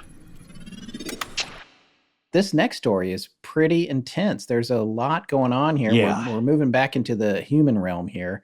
How would you set this story up from Carol? Well, I labeled this one Christmas in July because I think that's what Carol said it was. It doesn't really take place around Christmas time or the holidays, but it was a big gift for her. And again, if you see the thread here, the through line, it's another feeling. It's not always a voice in your head, but it can be a really strong gut feeling telling you to do something. And when that happens, you probably should listen. Hi, I would like to share a story. It's not really a Christmas or a holiday story. In fact, it happened in July, so I guess you could call it a Christmas in July story if you want to. But it was from when I was young, a good 30 years ago, just about, when I was coming home from work one day, I was driving an old beat-up car. I believe I had just finished college. I was getting ready to get married and didn't have the money for a decent car. And it broke down all the time. It used to overheat all the time. The car before it wouldn't start in the rain. Now I had a car that wouldn't go in the heat. So I was used to breaking down, and usually I just wait it out, let it cool down, and then I get going again. This was a hot July night. It was close to 100 degrees. There was construction, stop and go. So I kind of knew my car was going to die. And when it started to overheat, I pulled over, past the breakdown lane into the grass, and I planned to just wait it out like I usually would. But I just couldn't. I was sitting there, and maybe it was the heat, maybe it was something more, but I felt like I needed to go. There was nothing going on. The traffic was stuttering along. I could see the workmen way, way up in the distance, but I felt this incredible urge to move. I felt like someone was behind me screaming, "Go, go, get out, get out." And so I did. I got out of my car, and I went over to the hood, popped it up, thinking, that was kind of my excuse. I got out of the car and said, all right, I'll just put the hood up. It'll help it cool down faster. But I still really needed to go. It was just an incredible pushing force to go. And I looked around, and not far ahead of me, there was another car. And in that car, looked like a woman crying. It was still sunny out. It wasn't that late into the evening. So I could see it looked like a woman and looked like she was crying. And so I went over to her, and it was a woman, a young woman. She was maybe later teens, maybe early 20s, and she was sobbing, and she was very, very pregnant. And I asked what was going on, and she said she had left her boyfriend up in Maine, and she was going home to her mother. And, she had been driving home, and she knew she was on 95, but otherwise she knew she wasn't in Maine anymore, and she knew she wasn't in the state she was going to down south. She was somewhere in between and essentially lost and very overwhelmed. So I asked what was wrong with the car, and she said it had overheated. And, well, being an expert in that at that point in my life, I asked how long she'd been sitting there, and it seemed a while. And I said, why don't we get off the highway? We were at an off-ramp, and I knew the area. I knew right on the other side of the trees there was a McDonald's. And so I pretty much just pushed her over and started her car and limped it off the highway. All of this is really crazy behavior for me. I mean, now I'm a mom of 3. I will happily boss somebody around. But back then, I was definitely not a pushy person, and also a person who would just never leave their car. And I always believe just, stay off the road, get out of the way, stay locked in, stay safe. So I was breaking all my rules, but I felt the need to go. And so I did. I limped that car off the road. We got to the McDonald's, and she said she was going to go in, she was going to get something to drink, something to eat, she was going to call her mom. And so I called my boyfriend. He worked right in town. He was very close by. Called him and headed back up to my car. And my car was not where I left it. My car was a good 50 yards down in the middle of the highway, turned facing me, and missing like half of it. There was also a huge pickup truck laying on its top, flipped over. It looked like it had been carrying a cord of wood because there was just firewood absolutely everywhere. There were fire trucks. There were ambulances. There was a man having emergency procedures out in the road. There were police officers just roaming through the high grass and the trees. It was chaos. And I went up to the first officer, the closest one, and I basically screamed, "My car," at him. And he said, "That's your car?" And I said, "Yes, my car." And he asked, "Were you the only person in the car?" And I said, "Yes, it was just me." And he said, "Hold on." And he yelled out to the police officers that were roaming out in the grass and by the trees, "We got her. She's okay." And then he turned back to me and he said, "Where have you been?" The man over there, who had broken down on the opposite side of the highway, was sure he saw you in front of your car put the hood up just seconds before the truck hit it. We were looking for you. We thought if the truck hit your car and it went that far, and you had been in front of your car when it got hit, that you could have gone anywhere. So that's why those police officers were wandering through the high grass and the trees. They were looking for my body because I can't imagine they thought I was going to survive getting hit by my car after it got hit by a truck. So he asked me, "Where were you?" And I said, "Well, I went down to the McDonald's and helped this other woman get her car off the road." And he was like, "You didn't hear anything?" And I'm like, "No." And I'm standing there in this chaos trying to put it all together. I'm trying to put together how all of this could have happened in the time that I was gone. Sure, the car accident could have happened. But then the ambulance is here, and now they're actually gone already with the person that unfortunately passed away in the accident. They have fire trucks. They have many police cars. I don't understand how this all could have happened in that brief piece of time where I went down to the McDonald's and came back up. But beyond all that, I don't understand why any of this happened. Why did I get out of my car when I never ever would do that? Why did I feel such an incredible urge to get out of that car? And then why did I go basically up to a stranger, take over her car, and make her leave? That's really not behavior that's typical of me. Maybe I could hear, the car chase way in the distance, somewhere far away. I don't know. Because that's why that truck was going so fast. They say it hit my car at over 90 miles per hour. I don't know. Maybe I heard it. I don't think so, though. If it did, it registered subconsciously. And it seems like if I could hear it, it would have been there before I got that other car off the road. Maybe it was just the heat. I just was really bothered by the heat and felt the need to go. Or maybe something else made me go. Maybe I had something more that I needed to do in this world. Maybe the woman in front of me. Maybe this was all for her or her unborn child. Maybe just me and my beat-up old car was a means in which to ensure they got home that day. I guess I'll never really know, but that's my miracle story. I wish everyone a very happy holiday season. Merry Christmas, Happy New Year. Thank you all for listening.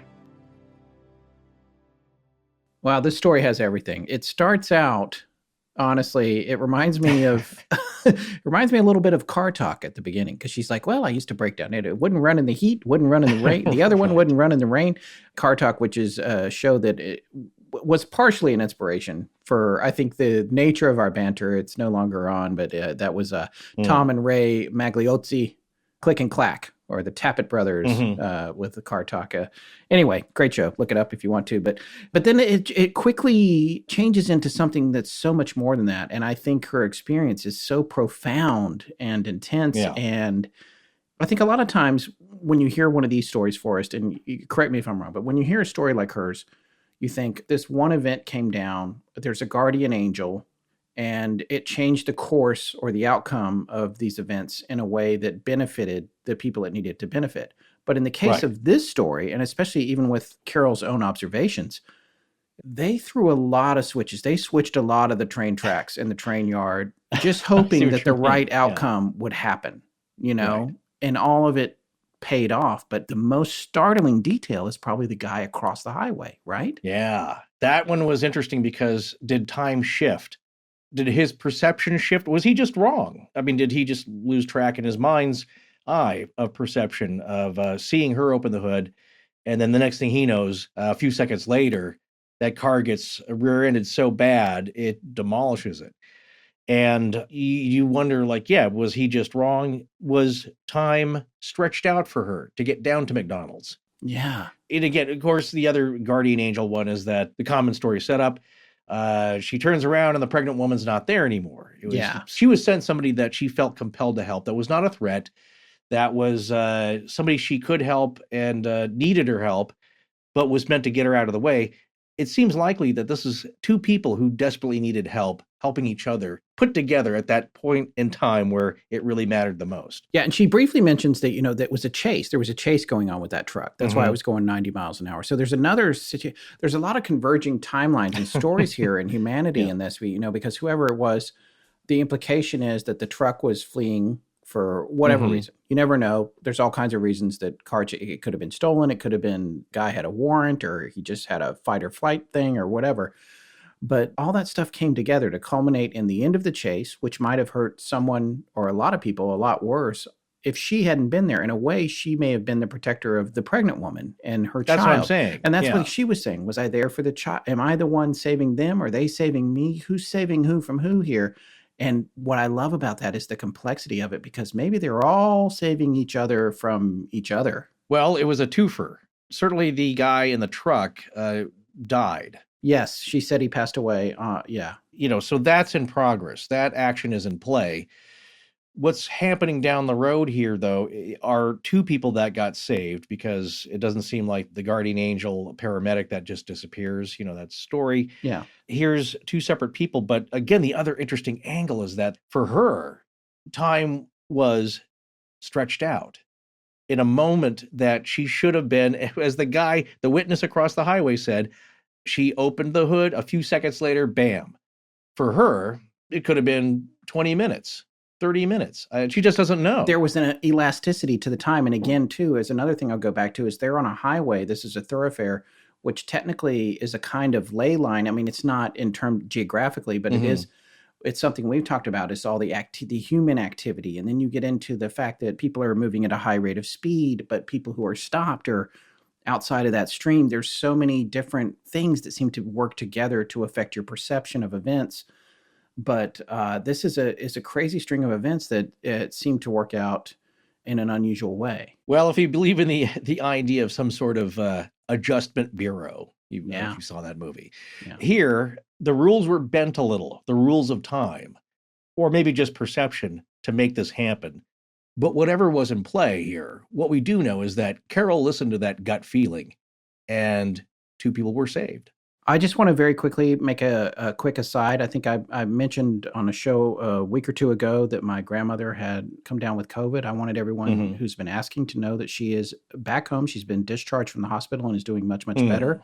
I spoke with her today, and she's doing very well. However, two other elderly members of my family are now hospitalized with it, who live nowhere near her. It's completely unrelated cases. So it's kind of going crazy right now. But the thing that made me think of it just now is that the EMTs that came to take these two members of my family to the hospital, just when you talk about salt of the earth, just amazing, selfless people, I just want to give a shout out, not only to them, but to all the healthcare workers that are dealing with this pandemic right now. It's just amazing to see people like that going right into the face of danger on a regular basis to help other folks that are in a bad situation. So absolutely. Yeah. And if you ask them, they're just doing their jobs. Yeah, they were very matter of fact about it, which makes it even more amazing to me. And speaking of being matter of fact about things, one of the things I was matter of fact about when it came to sending stuff in for this show was to please send a recording. However, many of you sent emails. Now, these emails, though, a lot of them are really great. And again, we couldn't include everything in the show. But just because they weren't audio recordings didn't mean that we didn't want to get them into the show. So we have an email coming up here that we felt like needed to be read. Forrest, you're going to read this one. I don't know if you want to do any kind of setup or just go into it. I will, because of course, as we asked for heartwarming stories, we had to have one creepy one at least. We had to give you some kind of a spooky Christmas story, and this is it. And the thing is, what I like about this one, Scott always makes fun of me for saying, a good story has a button on it. It's got a hook at the end, a little twist, a little callback. And not that it has to have any of that to be a good story, but sometimes stories just stop. Look at the Coen brothers. I like a lot of their movies. Sometimes they just stop. What I'm saying is that a good story sometimes has a little kicker, just for a little flavor at the end. And Scott always makes fun of me, as I said, and says, that's not real life, man. That doesn't happen. You stop looking for the movie and all this. That you're too wrapped up in movies. Not every story in life is a movie. Well, this one has a button, my friend. Well, let's hear it then. Yes, and of course, this one's titled Creepy Christmas 1997, and it comes from Jen. And she starts off, "Hi, my name is Jen, and this is my story. In mid-October of 1997, I left California with my 5-year-old son and headed to Minnesota for a fresh start. My mother lived there, and I needed a change. I rented a townhouse in Eden Prairie. This was a fairly new complex at the time, nothing old or scary about it, no creepy basement, just your standard 2-bedroom, 2-bath, 2-story townhome with a single-car attached garage, with a master bedroom above the garage. I was young, optimistic about my new start and my new place. I signed a year lease, but only lasted 3 months. Upon moving in, everything felt fine for the first week. The first thing I noticed was there were no sounds at night. Now, this place was in a row of townhomes all attached to each other, but at night it was almost too quiet. Not even a vibration or anything. Normally, you always hear something when you're living attached to other homes. I wondered if all the other townhomes were empty or maybe they were just well built. One night, as I just started to drift off to sleep, I heard what sounded like the garage below me opening. I got up and looked out the window, and I didn't see any cars, but figured it was a neighbor opening their garage, and it sounded just like mine. My bedroom was above garages, so it could have sounded like mine. I was actually kind of relieved to hear life and movement. I went back to bed. In the morning, as I went to leave for work, lo and behold, my garage was open. Unsettled as I was to having my garage open all night, I figured I must be on the same frequency as someone else's opener. The very next morning, I got up and went downstairs to make coffee before waking my son and noticed that the fireplace, the electric kind with the switch, was on, and again, my garage was open. I asked my son if he had turned on the fireplace, and he said he didn't. My son is honest to a fault, but I figured he must have and forgot. Then odd things started happening all the time. I would wake up to the stove being on, the fireplace being on, water running, doors closed when I left them open. Things moved to strange places in the home. Knocking sounds. It was starting to stress me out so much that I believed either I was crazy, sleepwalking, my son was doing it, or the landlord was punking me. After reading to my son at night, I would just tell him to stay in bed. I was really afraid of letting him sleep in his room. I never let on to him, but I was seriously afraid. In the middle of the night, I would literally lay in bed and I could hear the tick, tick, tick, tick, tick, swoosh sound of the fireplace coming on, which ruled out my sleepwalking. I would get out of bed, creep down the stairs, and see the light of the fire dancing on the walls. This was something you had to physically switch on. I would hear the shower come on. Now, at this point, I wasn't sleeping at all. I was really stressed out by the whole thing and didn't know what to do. When I would mention it to people, they would say it was my son or an electrical problem. It was not my son or me, and I didn't buy the electrical problem. He would be right next to me in the bed when I would hear the ticking of the stove or the fireplace. It was like someone just turning things on and off all night. Lights would go on and off. I would wake up to all the lights being on. The coffee pot beep would sound. The microwave beep would go off, like someone was pushing a button on it but not starting it. It was terrifying. I had spent everything I had to move there. I couldn't afford to move out, but I knew I couldn't stand it. I started to think maybe I had a creep landlord that was opening my garage at night, entering the place and messing with me, but I ruled that out as well. No one was entering. It was a pretty small place and you could see everything, and the snow was fresh outside with no tracks. I put little alarms on the doors, but then was terrified at night, praying those wouldn't go off, because then what the hell would I do? At that point, an intruder or a ghost were equally terrifying. The alarms never went off. I was really trying to rule out everything. By this time, Christmas was approaching and I took my son to pick out a tree. I was pretty broke back then, being young, raising a child on my own, so I bought a fairly small Charlie Brown tree. It was only about 5 feet tall. I bought a strand of lights and my son picked out the standard blue glass ball ornaments, and we decorated the tree with the sentimental ones we had. Now, this tree was fairly secure in the water-based thing that you stick the tree in. It was perfect in the corner and looked great. That night, as I was desperately trying to sleep, I heard what sounded like balls rolling on the kitchen floor. I froze, paralyzed in my bed. Eventually, I did my standard creeping down the stairs and saw that the Christmas tree had fallen over and a couple of the balls had rolled all the way into the kitchen. The water was spilled on the carpet. There was no way it could just fall over. I picked it up, kind of pushed it back and forth again, and it was really secure. This was not a big tree. The next night, the same thing. Every single night, the tree would fall over in the middle of the night. Why not at 4 p.m., 1 p.m., noon? Just the middle of the night. This tree had pretty much lost most of its needles and was looking like crap. My son thought it was a silly tree and would laugh when it would be on the ground again in the morning. I would play along and laugh as if we picked out the crooked tree, but inside I was pretty shook. Then on Christmas Eve, I heard a big crash. The tree had literally been launched across the room with the lights being ripped from the wall. The tree was toast at this point. We opened our presents next to a tree on the ground. We had the standard Christmas morning opening presents and stockings. One of the gifts my son received was a Radio Shack remote control car. I didn't even know who gave it to him. I knew all the gifts my family brought him, so I remember being surprised when he opened it. Nothing happened for about a week until one night I hear this banging noise over and over and over coming from the hall. I got up and saw the remote control car just running into the wall over and over. I was relieved, sort of, to see it was a toy, but also unnerved as to why it was there and why it was on. I turned it over and turned it off and went back to bed, but I didn't sleep. Everything at this point scared me. You never want to think of toys or dolls doing things at night. Come on, I mean, this is like every classic horror movie nightmare. I think I'd even seen that in a movie. This went on for days. I would put the car in the toy box and hear it in there in the middle of the night. I finally threw it away in the trash dumpster and remember being relieved when the garbage truck took it away. My son didn't even notice it was gone. He hadn't really played with it. The breaking point was in January. My son got out of the bed to use the bathroom. He was still sleeping next to me at this point. I heard him make his way to the bathroom, and then he came running back to the bed and buried his head in the pillow in the panic. Now, he had not been aware of anything going on, never had said anything, not been afraid of anything before.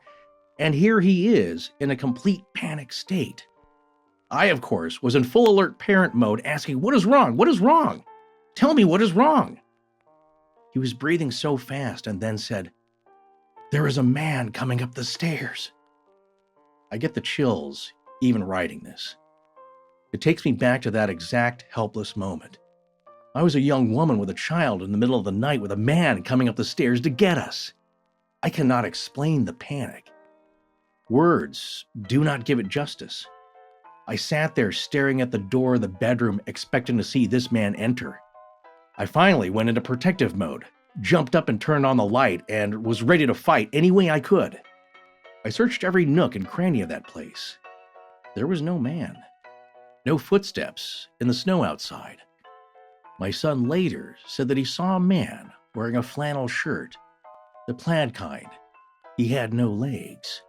He was holding something big, and he looked right at him and started coming up the stairs towards us. At that point, I was done. I borrowed the money to move into a crappy apartment that I felt safe in and took the hit of breaking my lease. Like the Violent Femmes line, "This will go down on your permanent record." Oh yeah, it did. And the landlord sued me for breaking it, and it took me forever to pay off. I didn't care. I was out. I stayed in Minnesota until 1999, when I moved to Scottsdale, Arizona. After living in my place for 6 months, I went to put something in my closet, and at the top of the closet was that Radio Shack car. I'm dead serious when I say it was the exact same car. When I moved, I unpacked every single box and item that went to Arizona. There was no car. I had been using my closet every day for 6 months. There was no car. I became so emotional, I couldn't even touch it. What was even more strange was the remote control was sitting right next to it. Now, anyone who has children knows that items are never organized and next to each other like that. You either have the remote or the car, but they're not sitting neatly next to each other at the top of a closet. My closet. This was 2 years later. Where did it come from? Who put it there? I lived alone with a boy who couldn't even reach up that high. No one had access to my home. It wasn't in the second apartment I lived in Minnesota. So why did it appear in Arizona? This was over 20 years ago, and it still freaks me out. My sisters joke and say the man was a lumberjack ghost in a flannel shirt who just had to cut down that damn tree. Well, I honestly don't know what to make of the whole thing. But the car showing back up is the part that really gets me to this day, and I've never bought a real Christmas tree since 1997. Thanks for reading. Love the show. Jen. Okay. Well, the very first thing I want to say is I love your Casey Kasem sign off at the end of that. That was Thanks great. for reading. Love the show, Jen. And a shout out to Jen in Minnesota. Wait, it's Arizona. Here's the next thing I want to say. Firstly, because we're always behind and down to the wire, and when I say that, folks, I'm going to tell you that right now on the East Coast where I am, it is 1:53 in the morning on Saturday, December 12th, 2020, as we're recording this. So I'm just going to tell you that. But the next thing I want to tell you that is, we were trying to organize all this stuff. We had so many stories that came in. This is the first time I'm hearing this email. I didn't get to read it. And I love to do that. I'm a big fan of when movies are coming out, I don't look at trailers. I don't read reviews. I want to go in blind. Folks. Sometimes I really get disappointed. But when it's a surprise, it's that much better. And this was a really, really fascinating story. So I have a couple of notes about this. It being my first time hearing it. The first thing I thought about, and she addressed all the questions I had. I thought about this movie that I might be the only person who remembers. Yeah. I looked it up while you were reading it. It came out in 1993. It was called Sliver. Well, Sharon Stone and William Baldwin. But was that a remake of a classic film called Slither that had James Caan in it? See, I don't know. It might be a remake. I don't know enough about my film history, but what I can tell you about this was it was about when people were getting obsessed about hidden cameras and all that. And this guy owns the apartment building, and which is Tom Berenger, I think is the bad guy. Yes, and he's got cameras in and he's just watching It's a Rear Window kind of situation. Yeah. Alfred Hitchcock. And so the first thing I thought was somebody's messing with her. She moved into this place, and it's some freaky landlord who has servos or is electronically controlling things. But then when she talked about the shower coming on, that's really complicated. It's one thing to turn on a light or a camera or a fireplace. It's a whole nother thing when you're messing with the plumbing. So then I was like, okay, that's something else. But then she was like, there's snow around the building. There's no tracks. And so it rules out a physical presence. We're ruling out the creepy landlord. We're getting into this whole situation. But then with the car, and I love that there was a whole apartment in between. There was a residence in between where that car wasn't present. A couple of questions for you, Jen, which you're only going to just be hearing now. As you hear this, in theory, this show will post. It's not going to be Saturday, folks. You've already realized that by the time you're hearing this. It'll be Sunday. But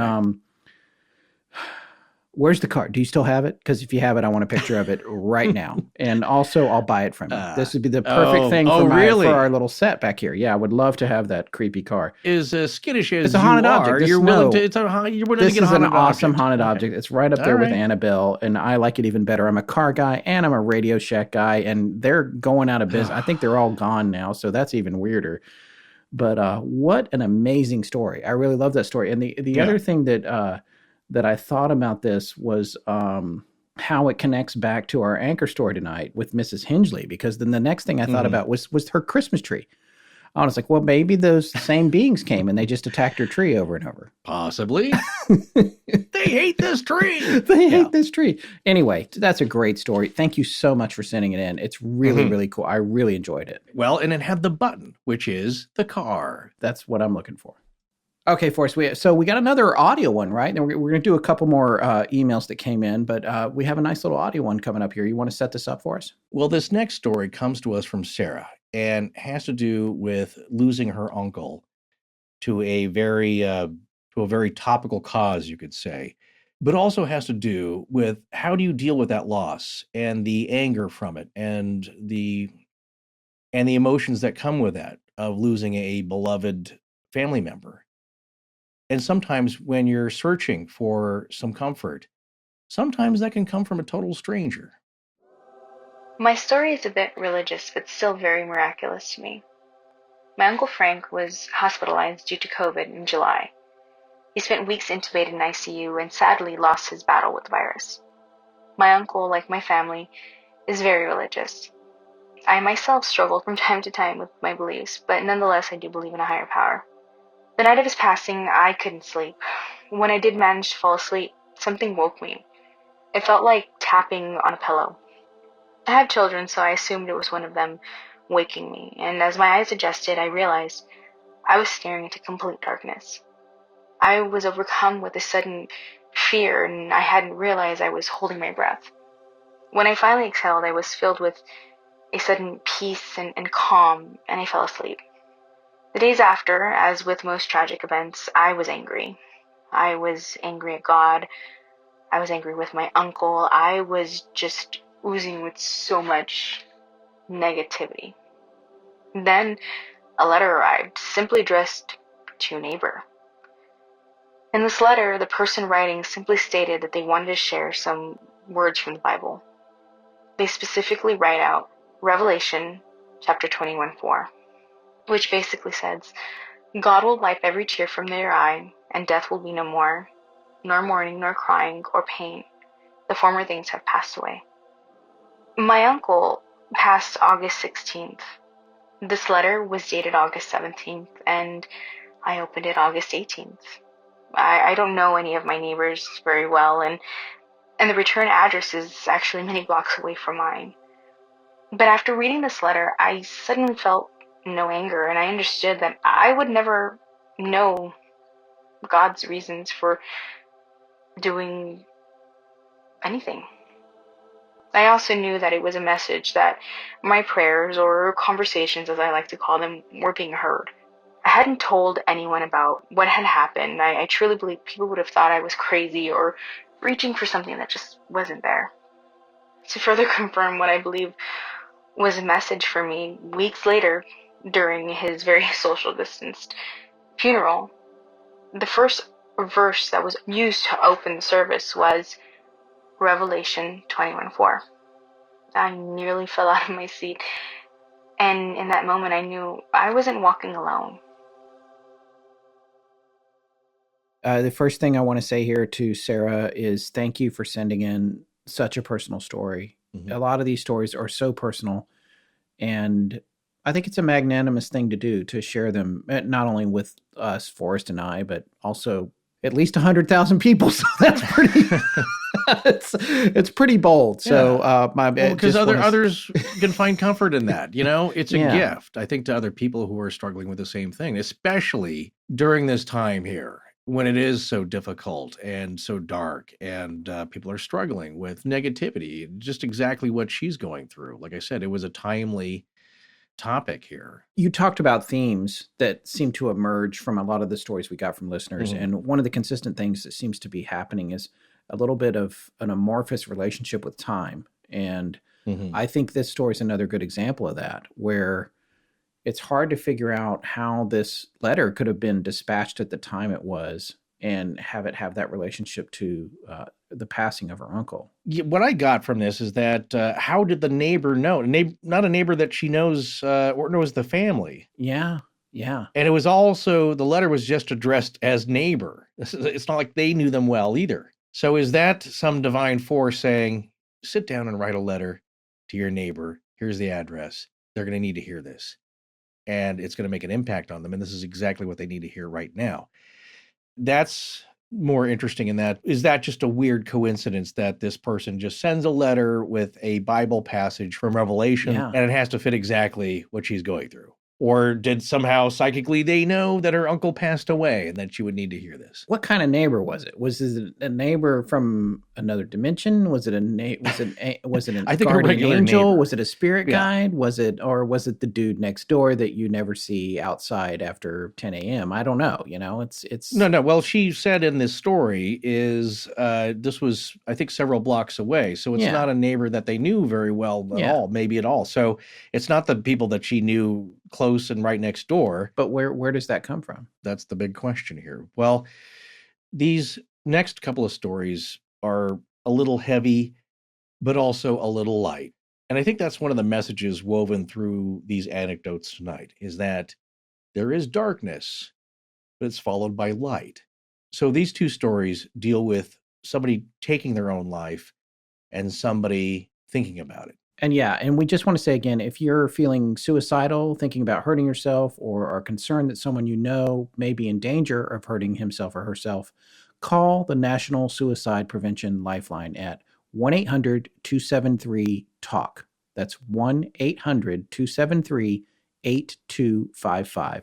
It is available 24 hours a day, 7 days a week, and is staffed by certified crisis response professionals. And for those of you listening outside the United States, most countries have an equivalent line.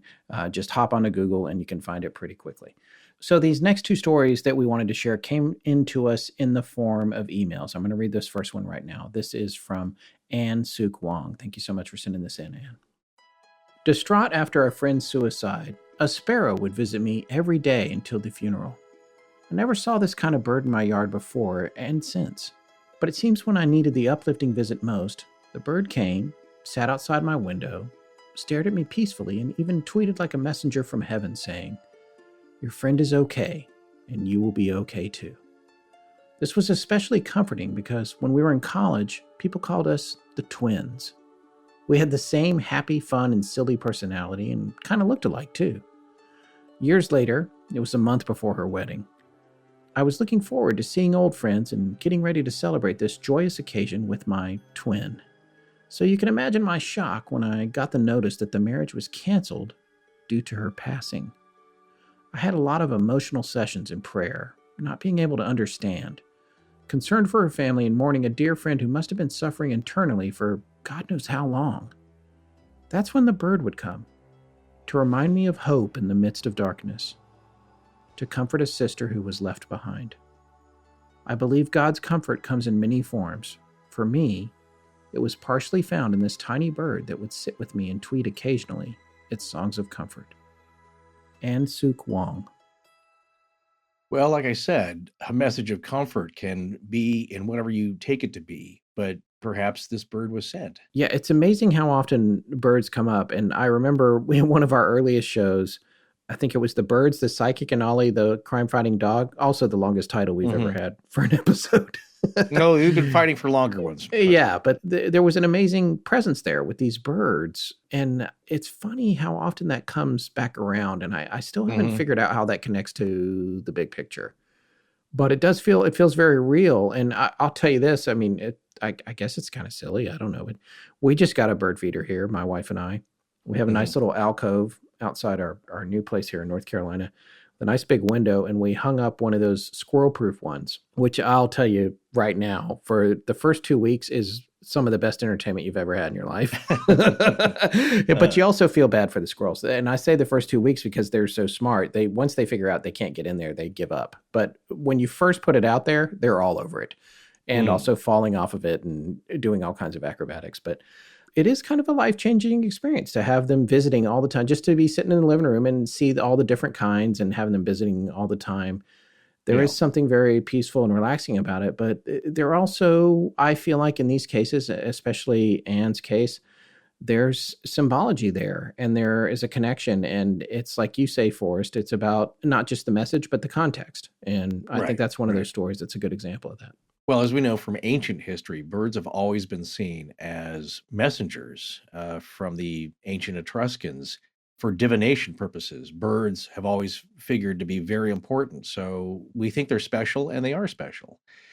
And in this case, there's, this was a very special bird to Anne. And maybe it was just a common bird that hung out for however long she needed it, until it served its purpose, and it was a coincidence. But like I said, take the comfort where you can get it. But remember, in our Ollie episode, what the mediums, Rebecca Fearing, I believe, said was that birds were easy to send.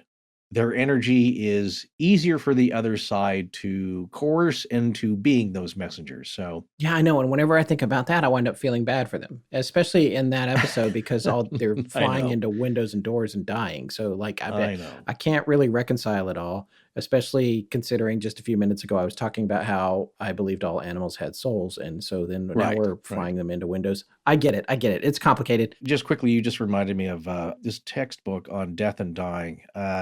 That I purchased in college, and I think I only read bits of it, but it was fascinating. I just remember this one passage about the symbology of a dream, a very archetypical dream that had to do with life and death and its meaning. And the dream goes by the person sharing this to their, I believe their psychologist, was that they had this recurring dream about birds being born, living their lives, being beautiful and flying and eating and bathing and doing all the great bird things they do, but then falling into the trees and dying.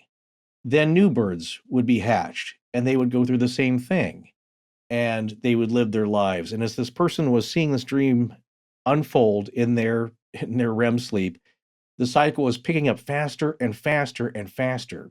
Birds were hatching, living, doing their bird things, dying, and the generations were going one after the other and picking up speed. And the thought in the person's head was, well, what's the point of all this? This just cycle over and over again. Why do this? Why go through all this? What's the point of this life and death in this cycle? And as the dream picked up speed, the vision, the image of the birds were moving so fast that they were blurred, as you will see things sped up on videotape. It was just a blur, and it came to look like a river of birds, and their flapping motions were just flowing into one another, and you couldn't tell there were birds anymore. And then as it progressed even faster, through this river of birds, of life and death, the cycle was this electric spark, this life force that flowed through the river of birds that was just a blur by now. And the person dreaming said, I get it now. It's not the individual life of the bird and the living and the dying and the pointlessness of all that. What really mattered was the flow and spark and energy of life that flowed through them, that continued and was eternal. And that was the point of it. I always remember that passage, but it has meaning to me. That's intense, man. We're going down the road tonight. I wanted to make a joke about how many times you said birds doing bird things, because I wanted to get to what are bird things exactly? But they do. Well, I don't want to minimize. That was a very poignant moment, so I feel bad putting the dad joke in the end there with the birds doing bird things. Talk about pets. I've had 2 cockatiels when I was much younger, and we were talking about personalities. Yeah. They had very distinct personalities. Bird-analities. There you go. See, one was, he was very outgoing. He loved to whistle tunes. You could teach him different stuff. And he was pretty goofy and lively. He would scream at you until you got up in the morning because he wanted your company. The second one was, he was a lot crankier. He was sweet, but he was just like, I'm not playing any games here. Just like, I'll take some Cheez-Its if you got them. But he was a lot less interactive, but just fun. And he had a good personality, but just a little more laid back and not as fun. But they both did bird things. Bang their beaks on the cage when they wanted something. They would, like a kid would splash in puddles. So they do bird things, but within that, they had different personalities. Well, so where are we headed next? We have another one to read, right? Another email to share. Yeah, I mean, here's another one that unfortunately deals with suicidal ideation. And again, folks, because of what's going on with COVID and the isolation and the terrible loneliness. Yeah, especially around the holidays. By the way, we're with you. We're experiencing a lot of the same feelings you're experiencing. Like I said, I have 3 family members who all have COVID right now, although one is recovering. I have 2 other ones in the hospital. This is a hard time. It's a hard time, and we're right there with you, and we're hoping to bring you some healthy and heartwarming distractions tonight this holiday season, but it's a little bit heavy. I mean, it is. I had an uncle pass away from COVID in a care facility, so it's touching us all. So take it seriously, but there is light at the end of that tunnel. So, and I think this story points that out, and I thought it was a good pair with Anne's. So, well, this next letter comes from Luke in England. I have a very troubled past since birth. Abuse, neglect, and overall just awful. I won't speak any more of that or go into any abuse details. However, before May 2020, I felt like I'd come out of the other end with just anxiety and depression. I had a wife, a beautiful daughter, nice car and house, but due to a major trigger, my mental health plummeted in May 2020. I'm still struggling now, but a hell of a lot better. I became so anxious and withdrawn, I sought help and got it. Medication was tweaked and increased dramatically. Awaiting talking therapy still now. Pros and cons of NHS, National Health Service, is not the point here. I'm a trained adult general nurse, so I know a small part regarding mental health practices, but not a lot. This next part is a suicide statistic point that is important. But please advise people to get help as you always do. I know that the way suicide presents isn't as it once was. Before, we'd say, watch out for depressed people letting go of belongings, increased happiness, etc. Now they say 75% think of it and do it in 60 minutes. So I was rather scared of this. I was scared one day I'd wake up and say, that's it. But I didn't want to die. I wanted to see my daughter grow. So about 2 months into this living nightmare, I have a poignant dream. This is the most realistic dream I've ever had. Nothing comes close to it. The dream began. I was in front of this force field, not so different from the one from the Independence Day spaceship one. I was banging on it, shouting, "Let me in! Let me in!"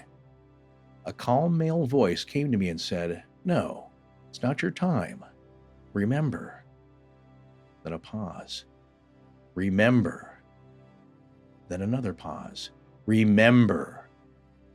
Then I was transported into a memory. I was in the definition of paradise. Words could not do justice to describe what I saw. Try and imagine the most perfect place, and it's probably a lot better than that. Everyone I have ever loved was there. Some who are alive, and some who are dead, and some who I didn't recognize. Maybe not yet. My daughter, all the animals I had as pets that I have now and had lost again, and some I didn't recognize. Everyone was happy. Everything looked perfect, as did everyone. Then, I got picked up by something, an invisible force. I was taken to a tube coming out of the perfect grass, a bit like a Mario tube you could go down. But this was transparent, a bit thinner and higher. The force pushed me into the tube. I was crying. I didn't want to leave everyone I loved. I was so upset. The same voice from before then said, "Remember." I went into this tube. A second later, I saw light. Then I knew this is how I was born. Then I woke up and immediately knew I was in heaven. I saw it, felt it. It was perfect. I then also knew it wasn't my time. The voice was right. Almost everyone there is still here. I'm not scared of death anymore and have no more fears of committing suicide.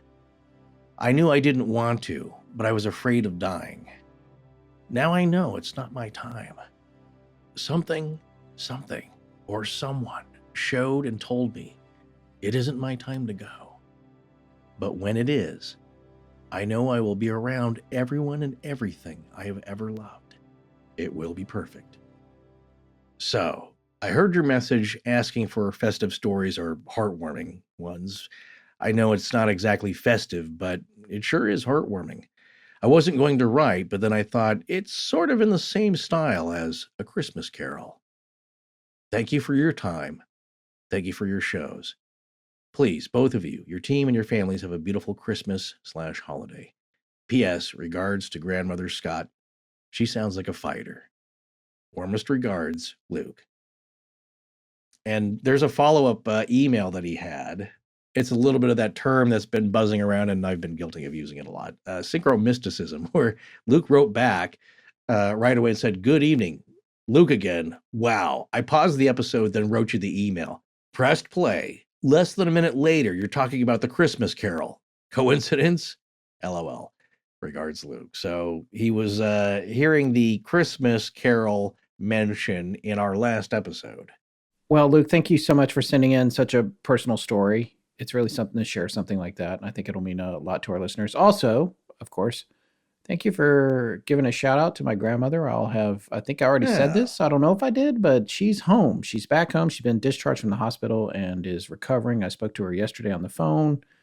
She's doing very well. And my hat's off to her caretaker, Robin, who, after my grandmother came home from the hospital, she was still contagious with COVID for 5 days. And Robin, with essentially homemade PPE, meaning masks and gloves and whatever, Following CDC guidelines, she looked all that stuff up, did the best she could. She went and took care of my grandmother for a good solid week in her apartment where she was still contagious. And she's just a hero in my eyes. It's my grandmother lives a couple hundred miles from me. And it's just, this is what's going on out there. And these people are amazing. So anyway, thank you for the shout out. She is recovering, and we're still just waiting on a couple other people to get out of the hospital, hopefully here in the next couple of days. So anyway, thank you.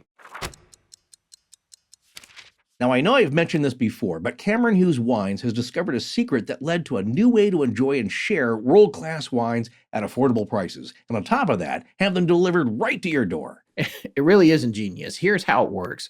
The elite wineries around the world always overproduce. But to keep their asking prices elevated, they don't necessarily publish or offer those extra quantities. Yeah, so Cameron Hughes Wines looked at the situation and saw an opportunity for everyday folks to enjoy the finest wines available at a fraction of their regular market price. Same exact wines your fancy neighbors are drinking, but at a much lower price. He acquires these surpluses and offers them to you under his very own label. He just doesn't reveal where he gets them, and that's part of the arrangement. And then we all get the opportunity to experience award-winning wines at their best, without the cost, delivered right to your door. You know, and I always go back to Lot 719. This is a 2018 Mediterranean rosé, and you just can't beat a good rosé. And Lot 719 is one of the best I've ever had. It takes me back to that one time I got to go to Cannes for the Lions Advertising Awards, and I floated effortlessly in the Mediterranean at 3 a.m. I've never been more relaxed than I was in that moment. Well, very nice. Or should I say Nice? Tell me this, is it easier to float there because the salt content is higher, and what's this about 3 a.m.? Yeah, it actually is easier to float there because there is more salt in the water, which I learned by floating there. And also on a short trip, there is no point in adjusting to local time, man. It's a magical place. You just got to go with the flow. But I tell you what, Lot 719 is a magical rosé wine, and it's only $13 a bottle. Way cheaper than going to the south of France, which I also highly recommend, but on someone else's dime like I did. Well, look, all I can afford to do is watch Bottle Shock and get inspired about discovering the most superb, obscured wines without all the snobby hype, and Cameron Hughes is the way I can afford them. Well, folks, look, as you can imagine, these wines are an amazing value and they sell out quickly. So go to chwine.com today to get 20% off the already wonderful prices and free shipping when you buy 3 or more bottles. Just enter our code AL at checkout. That's 1 bottle for you and 2 to give away. I was thinking the other way around, actually. Oh, good thinking there. Just good point. Better order 6 instead. That's chwine.com with code AL at checkout for 20% off 3 bottles or more, plus free shipping. Fantastic wine delivered right to your door in the safety of your own home. Everyone wants to keep their home and family safe. Whether it's from a break-in, a fire, flooding, or a medical emergency, Simply Safe Home Security delivers award-winning 24/7 protection. With Simply Safe, you don't just get an arsenal of cameras and sensors, you get the best professional monitors in the business. They got your back day and night, ready to send police, fire, or EMTs when you need them most, straight to your door. With Simply Safe, there's no long-term contract, no hidden fees, and no installation costs. And I don't care what kind of property you need to protect, first home, second home, lake house, airplane hangar, or little tool shed, Simply Safe has all the sensors you need to walk away from your property feeling confident in its security. We got one for Blanket Fortiana West a while back, and we had it completely set up in about 30 minutes, and monitoring it from my iPhone was a piece of cake. That's right. You get to be the installation tech, which means you're not waiting around for a stranger to do it. And it also means only you know your passwords and have access to your cameras. It only takes about 30 minutes for most people, and if you have a question or two, not to worry. They have excellent customer service. Now, I've had Simply Safe for my apartment for a couple of years now, and I've never felt safer either leaving the place to visit my family bubble or even while I'm home sleeping, frankly. And once everything's set up and armed, the professionals take over with 24-hour monitoring, ready to send help if there's an alarm. And I got to mention that the cameras produce a clear image. You can see what's happening, and more importantly, who is making it happen. Some of these companies have the worst video capabilities, but like everything else Simply Safe provides, the convenience is apparent and the quality is apparent. And speaking of super sharp cameras, get this. Right now, our listeners get a free home security camera when you purchase a Simply Safe system at simplysafe.com/AL. You also get a 60-day risk-free trial, so there's nothing to lose. A free camera and a 60-day risk-free trial? Well, stuff my stockings. Wait, what? What? Okay, never mind. Visit simplysafe.com/AL for your free security camera today. That's simplysafe.com/AL. Hi, this is Tyson, Gary, Cameron, Jeremy. and when we're not recording the Bush League podcast, we're listening to Astonishing Legends. Astonishing Legends. Now back to the show.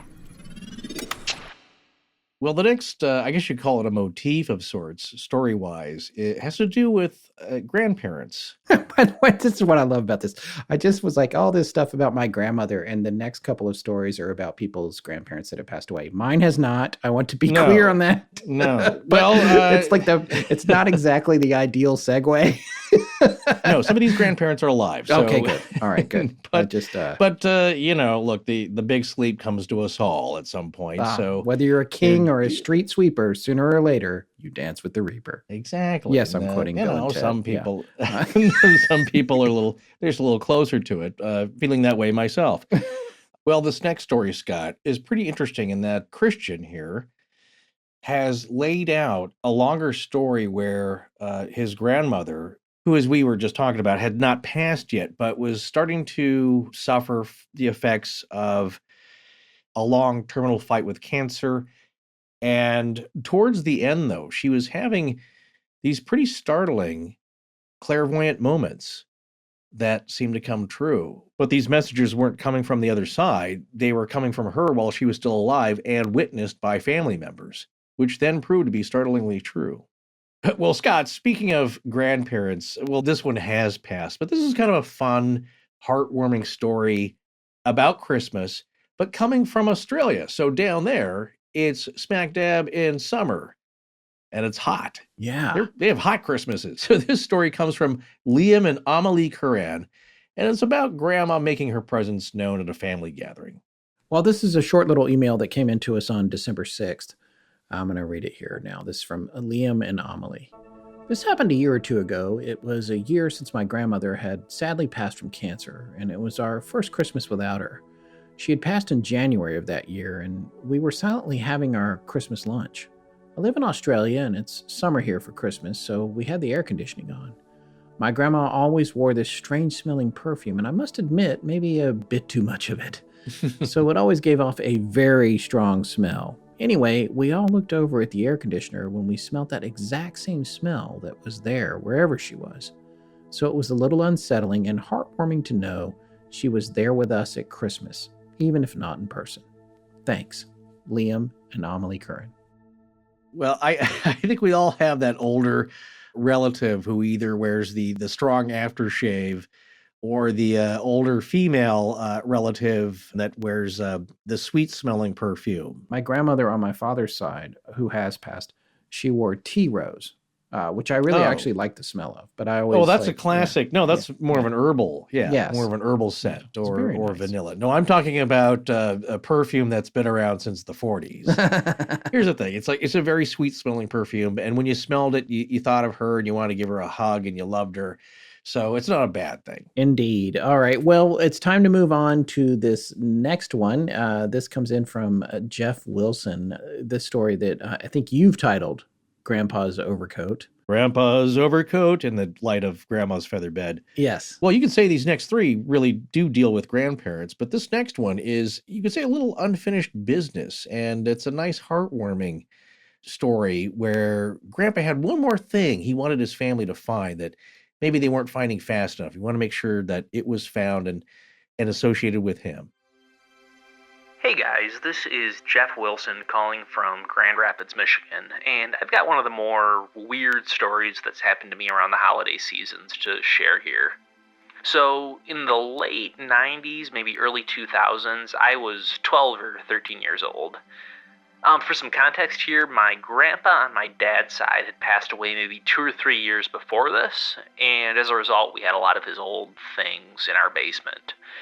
We were hoping to do something with them someday, but pretty much they were sitting there in boxes, just sort of strewn about in a back room in our basement.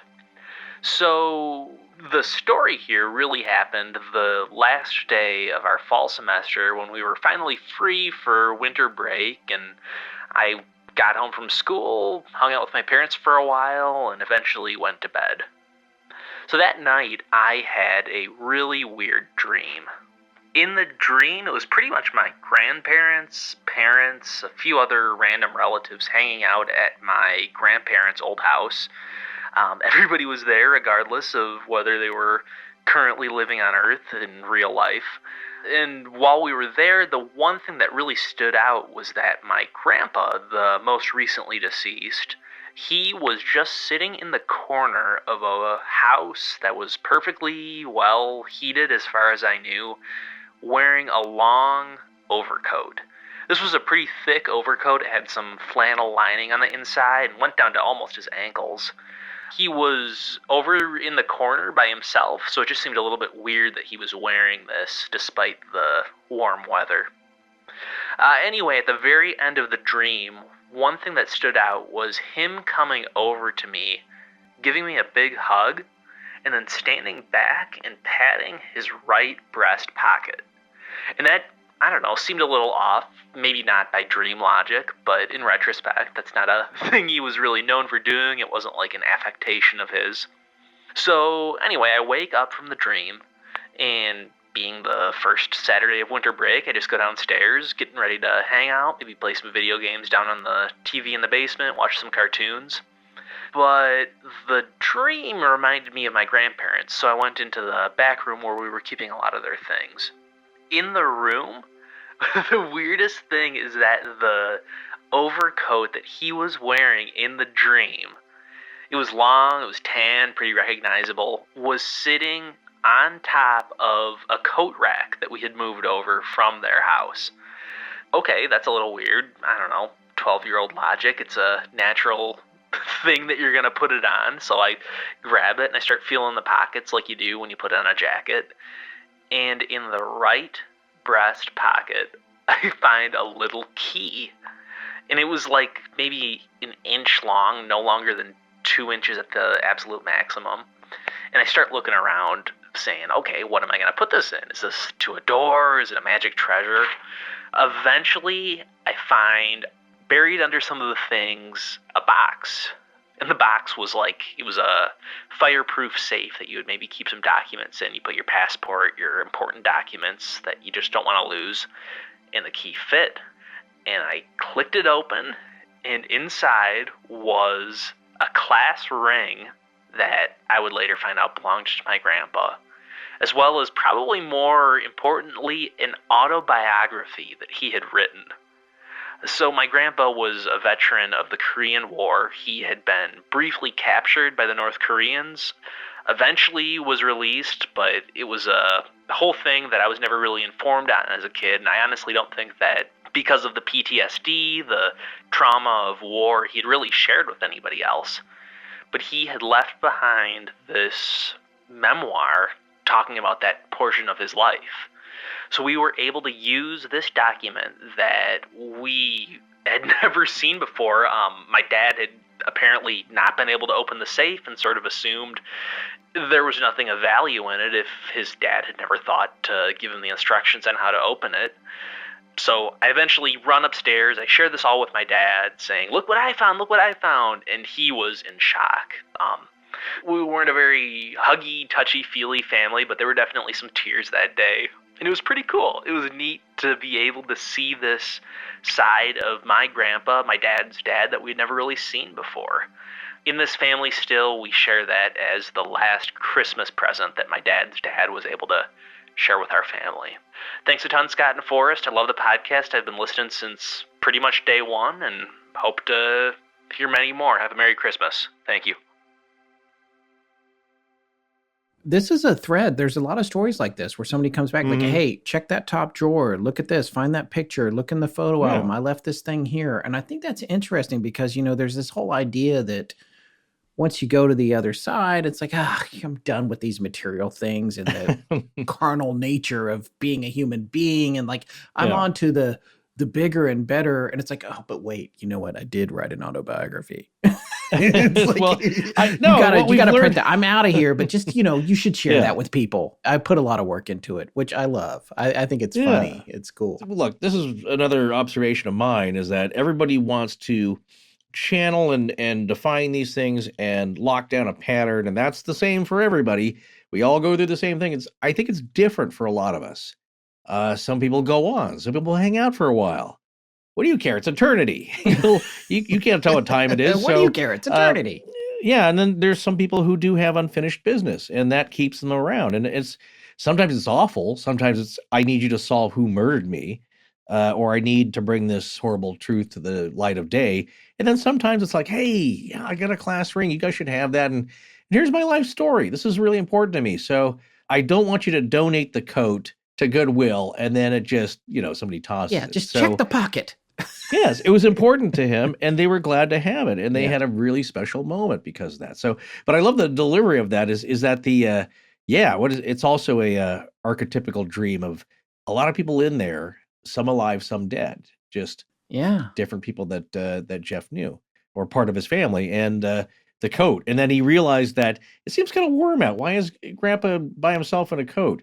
Because he had a message with it. Yeah. He was waiting to deliver. Well, this next story comes to us from a friend of ours who has a much bigger podcast than we do called And That's Why We Drink. And that's Christine Schieffer, who co-hosts that show with M. Schultz. We actually went out for dinner with them some time ago before I moved away from Los Angeles. It was one of the most fun podcasting dining events I've ever had. And I've listened to a bunch of their shows, and what you learn is that they both have really good personal stories. Well, yeah, didn't M grew up in a haunted house, right? I believe so. There were haunted aspects of it, yes. Yeah. They both have much more interesting personal lives than we do. Yes, indeed they do. Well, Christine, thank you for sending this story in, and after this COVID business is all over and we're all vaccinated, we look forward to getting together with you two again. In the meanwhile, here is a really good story. Hi, Scott and Forrest. It's your pal, Christine Schieffer. You may remember me from that one time we had sushi and that other time I butt dialed you while you guys were recording. So anyway, I'm super excited to share my story with you today. It's not necessarily a holiday story, but I do find it somewhat uplifting, and I hold it pretty close to my heart. Oh, and for those of you who don't know, I promise I'm not just a Scott and Forrest stalker. I am the co-host of the Paranormal True Crime Podcast, And That's Why We Drink, and the comedy podcast Beach Too Sandy, Water Too Wet, and also just a huge fan of Astonishing Legends. So enough about me, I will go ahead and tell you my story. Back in Germany in the 80s, my Aunt Amelia was going through her second divorce. Her parents, my grandparents, were strict Catholics and did not approve. They were so upset by the divorce that they cut all communication with her. A few weeks went by and my grandparents went on a trip to an Austrian spa they visited yearly. One night during their stay, my grandmother was awoken by my grandfather tossing and turning in his sleep, shouting, sweating, the works, completely distraught. The next morning at breakfast, she asked him about it, but he brushed her off. He didn't want to talk about it. After some prodding, though, he finally explained that he had had an extremely upsetting dream. In the dream, he was floating in a hospital room looking down at a hospital bed. In the bed was his 4-year-old granddaughter, Clara, Amelia's daughter. In the dream, Clara was extremely ill and Amelia slept in a chair beside her bed. He dreamt that as he looked down at her, Clara suddenly noticed him and sat up in bed. She stretched her arms out to him and yelled the German word for Grandpa, "Opa! Opa!" At this, he woke up, startled. My grandmother was upset when she heard my grandpa's dream. In fact, she was so rattled she tracked down my Aunt Amelia, with whom they hadn't spoken for weeks. Amelia was so relieved to finally have gotten a hold of her parents. She had been trying to track them down for days to tell them that Clara was extremely ill and had ended up in the hospital. She explained that just last night, the doctor had told her Clara had an extremely high fever and might not survive the night. Amelia stayed overnight at the hospital and had fallen asleep in a chair beside her daughter's hospital bed. As she explained everything to her parents, Amelia remembered something else. In the middle of the night, she said, she had woken up to the strangest sight. Her daughter Clara had her arms outstretched toward the ceiling. With a sudden excitement and energy she hadn't shown in days, Clara, arms outstretched, called out, "Opa! Opa!" Clara's fever broke that night and she soon regained her health. Needless to say, my grandparents and my aunt reconnected after that incident and put their rocky past behind them. They remained close until their passing many years later. I still sometimes see my Oma and Opa in my dreams, oftentimes during especially difficult periods of my life, to give me guidance and advice. They may just be dreams, but I don't know. When I think about this story, it makes me think maybe they're still around, keeping an eye out on their grandbabies. My favorite thing about this is when she was talking about, it's funny, she made a joke about pocket dialing us that one time when we were recording. Yeah. And then again, it was just the other night we were working or something. And it was just a fluke. Our Google Voice is generally set to do not disturb. It goes straight to voicemail, because if it doesn't, it rings through to my cell phone and calls come in 24/7. So yeah. I'm not saying we're getting called a lot. I'm saying that they come at random times because people are calling from all over the world. So, and I turned it off, the do not disturb. And in that brief moment that I turned it off, it was maybe 5 minutes. Somehow Christine, who we hadn't spoken to in like 8 months or a year, like called through, and it rang through to my phone, and then I picked it up and we couldn't hear each other. And it was just, then I texted her for the first time in forever. And I was like, hey, did you just call me? And she was like, oh no, we couldn't figure it out. So we couldn't even figure out what happened. So then she was just like, I was going to do a story for the show. And she was like, it's nothing. It's probably not a good story. And I was like, no, send it in. So then she emailed us one, and we're like, oh, we read it. It was like, this is a good story. And it's like, well, but can you record it? And she's like, well, okay, yes, yeah. I can record it. Yeah. It'd be ironic for a podcaster, a successful podcaster, to have written the story out when they are professional at recording and then relaying the stories in a podcast. Christine, thank you for all the extra effort of going back and committing it to tape. And I use air quotes on that word, for recording and send it to us. I really love that. That story is really interesting because in a lot of ways, it's like an out-of-body experience is happening. It's almost a crisis apparition setup here. It's the grandparents, though, coming to the child in a fever dream. Yeah. So maybe that lowers the defenses, that opens the channels. The child, being in that more open and fervored state, is able to make contact with the grandparent's subconscious. And so there's a lot going on here. This is what I love about it. In that it's not just that Grandpa had a prophetic dream where he saw his grandchild sick in a hospital bed with their estranged daughter sleeping in a chair nearby. It was that he was there and distressed, and she saw him. Yeah.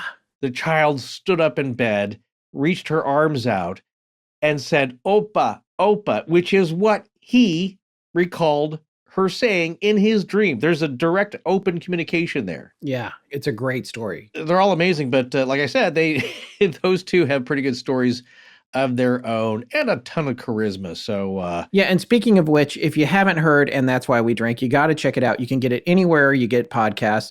So just search it up, ask your Alexa, whatever you got to do, listen to And That's Why We Drink. It's a great show. And then Christine's spinoff, Beach Too Sandy, Water Too Wet, a comedy podcast. Yes. So one of the several really fascinating things that's going on here is that, I just said crisis apparition, but in a way, it was kind of reversed in that the child whose life possibly was in danger, or the one who was in crisis, reached out to a living relative. And that is different than somebody who is just about to die or has just died and is sending out that signal. But it's kind of the same thing, though. That signal is being sent out to somebody who is alive and is close to them as a cry for help, no matter what the distance is. You know what I'm saying? Yeah. So it wasn't somebody who just like fell off a ladder and, is gravely injured, but it's somebody, it's a child in crisis and in a feverish state who reached out to her grandfather, or the grandfather in the subconscious state dream traveled to meet his grandchild in distress, and she saw him. Quantum foam makes me roam. That's a weird quote from a Michael Crichton book called Timeline, one of his earlier books about quantum time travel or whatever. But that's what it's a quantum experience when you think it's like bilocation. That happens quite a bit. I mean, you think about I think I was going to bring up this movie before, about a boy, when Toni Collette takes a lot of pills and the son sees her from across the park, across the pond. Yeah. And she's just standing there, and he's like, Mom, like, you're supposed to be at home, or, she's not supposed to be there. And she disappears. And that was very interesting, a form of crisis apparition. And as I've said before in the show, I have a very close friend who saw her father appear in her living room before he passed away, unfortunately, of cancer. And this is the strange thing. He also appeared at the same time to one of her sisters in her living room. So it was out of body while he was still alive. He had not passed away yet, in two different places at once at the same time. Because they, of course, got on the phone and they called each other up and said, like, Dad just appeared in my living room. Yeah, he did mine too. And he's still at the hospital.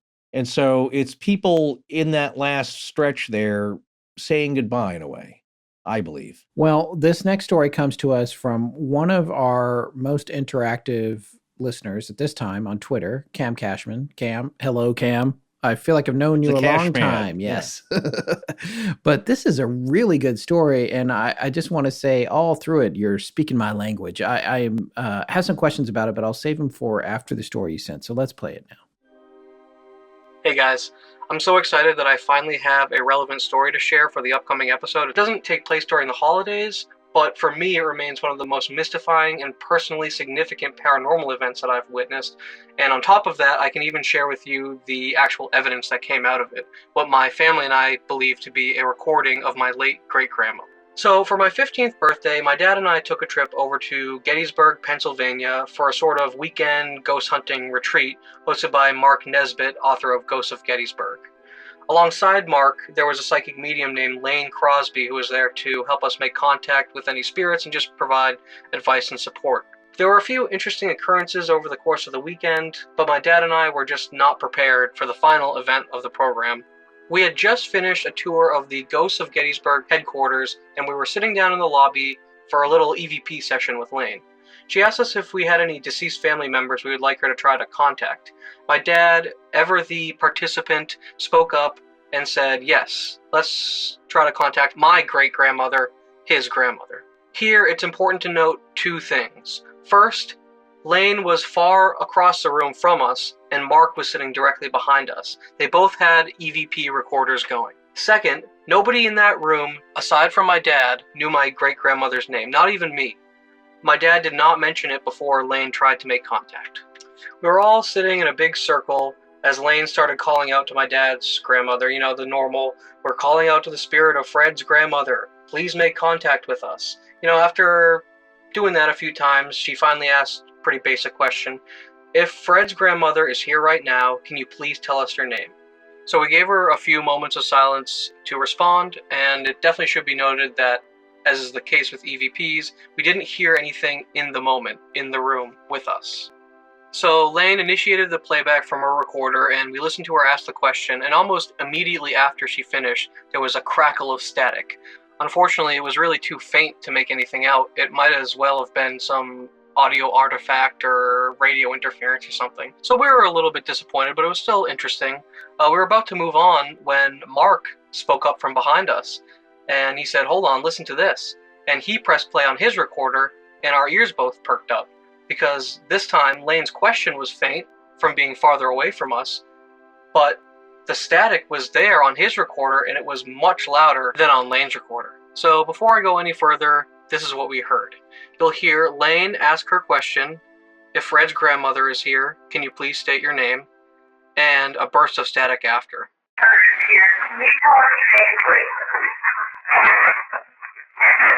Yeah, probably doesn't sound like much, right? It didn't to me at first. What was significant in the moment, though, was the consistent presence of static in response to the question across the two different recorders. I looked up at my dad to make my point, but his eyes were wide with shock. Fred, what's your grandmother's name? Mark asked. Florence McDermott, he answered. Mark played the recording again, and suddenly a name came clearly through the static. Florence McDermott.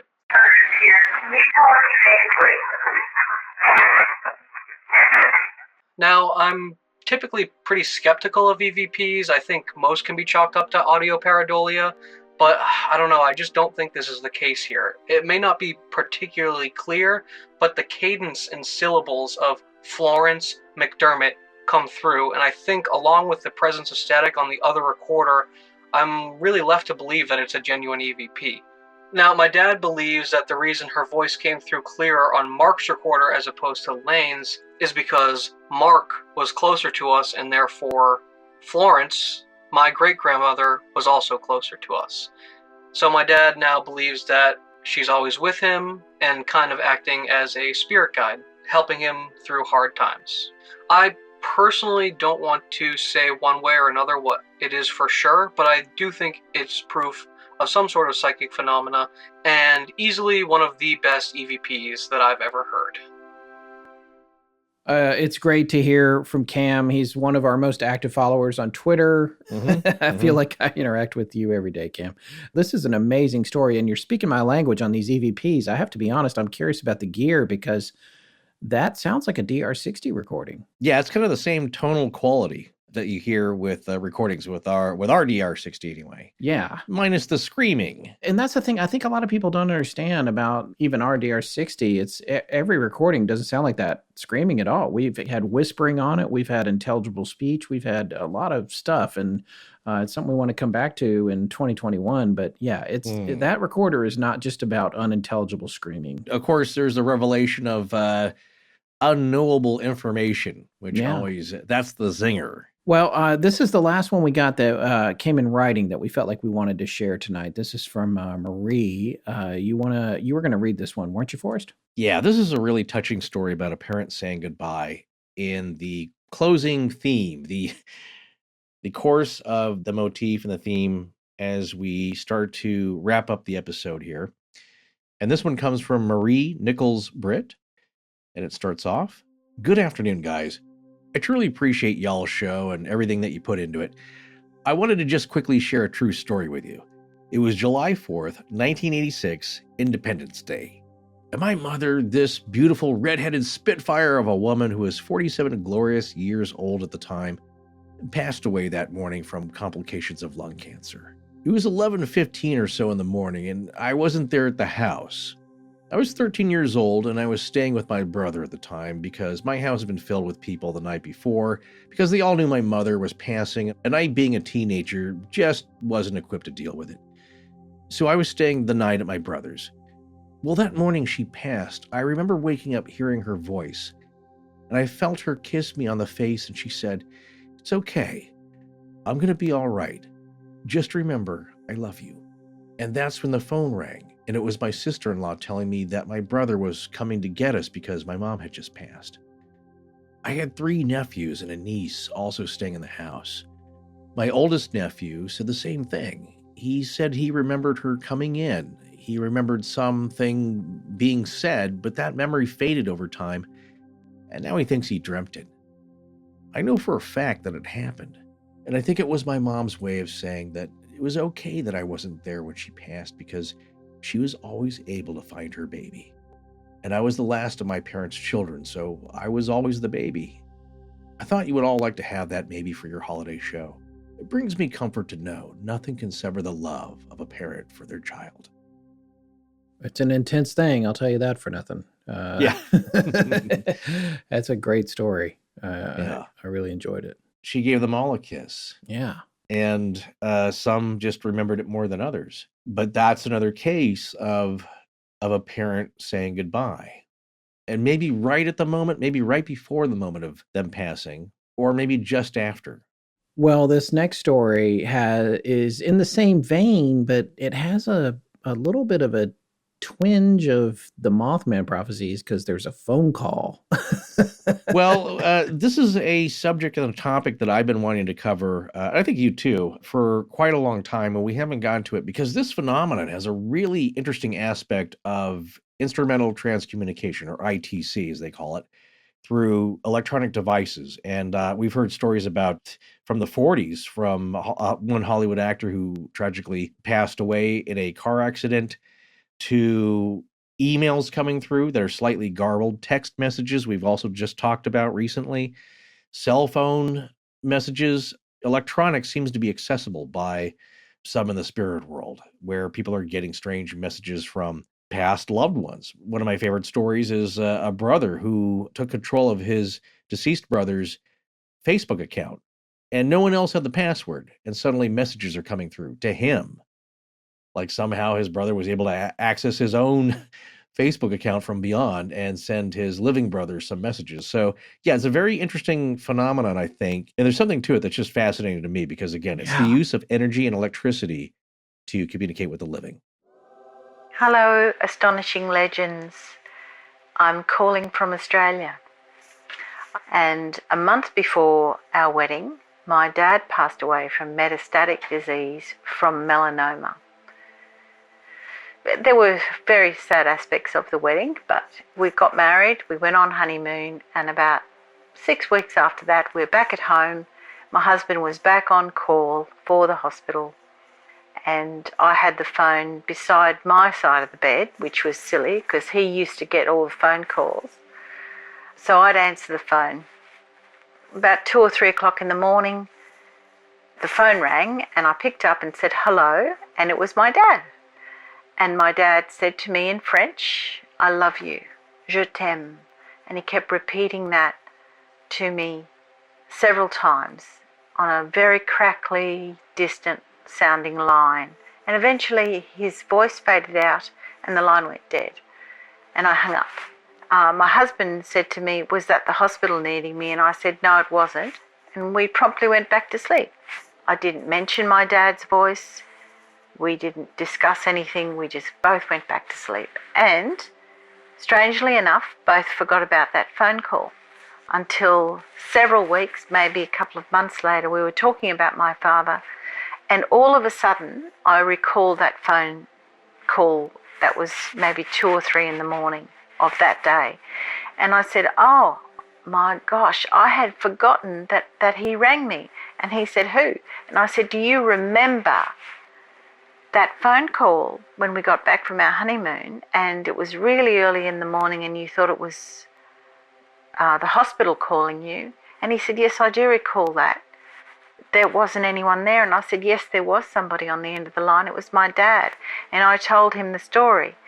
Now, he remembers me picking that phone up and saying hello and then saying, "No, it's not the hospital that wants you," and hanging the phone up.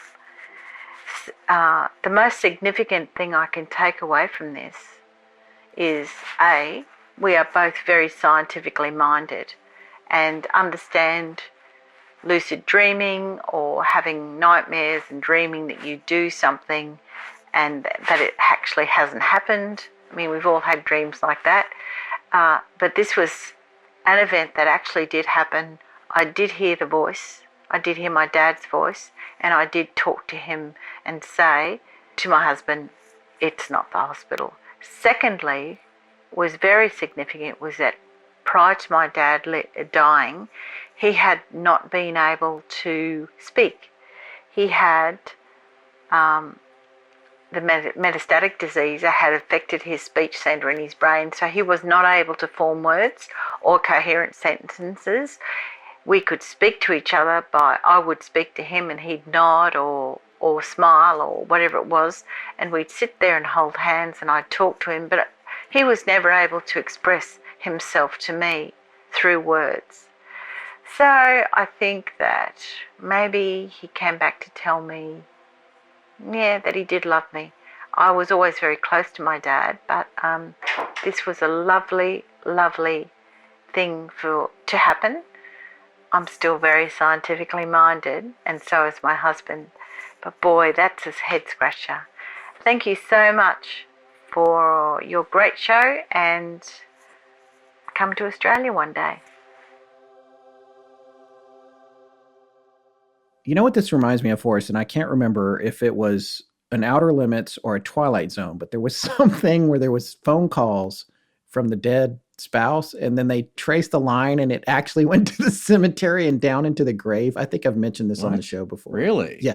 The line went, and she was like, "Where are these calls coming from?" And then they go, and there's a telephone pole, and then the telephone line comes off the last pole, and it goes literally down into the husband's grave. And just like he's just He's torturing What does her. he want? What's he? I can't remember. I just remember thinking, wait, how does that Craig work? calling her from beyond is what you're saying. He's Craig calling her from the grave. Yeah. But in this case, though, what a heartwarming story. This is another one that's like, it's strange, but there's a couple things I love about this. One, it's just the message, I love you. But it's in French. So we never find out if her grandfather was French or spoke French. We know these folks live in Australia, but we don't know what significance that was, other than it's a very distinctive thing. It wasn't his voice. And the other thing I liked about it is that as the energy dissipated, his voice started to fade, and it faded until there was nothing left and the call ended. Yeah. And then she just went back to sleep. Yeah. That's a little bit of not apathy, as I say, because that sounds like she didn't care. It's just these things make you sleepy in a way. Like you said, it's comforting, and sometimes when it's not comforting, but you go back to sleep. Yeah. And then she forgot about it for a while. But it was verified by her husband. And also, I do like that they're very scientifically minded and very rational people and really with it. He can't deny that there was a call in the middle of the night at the time that she specified.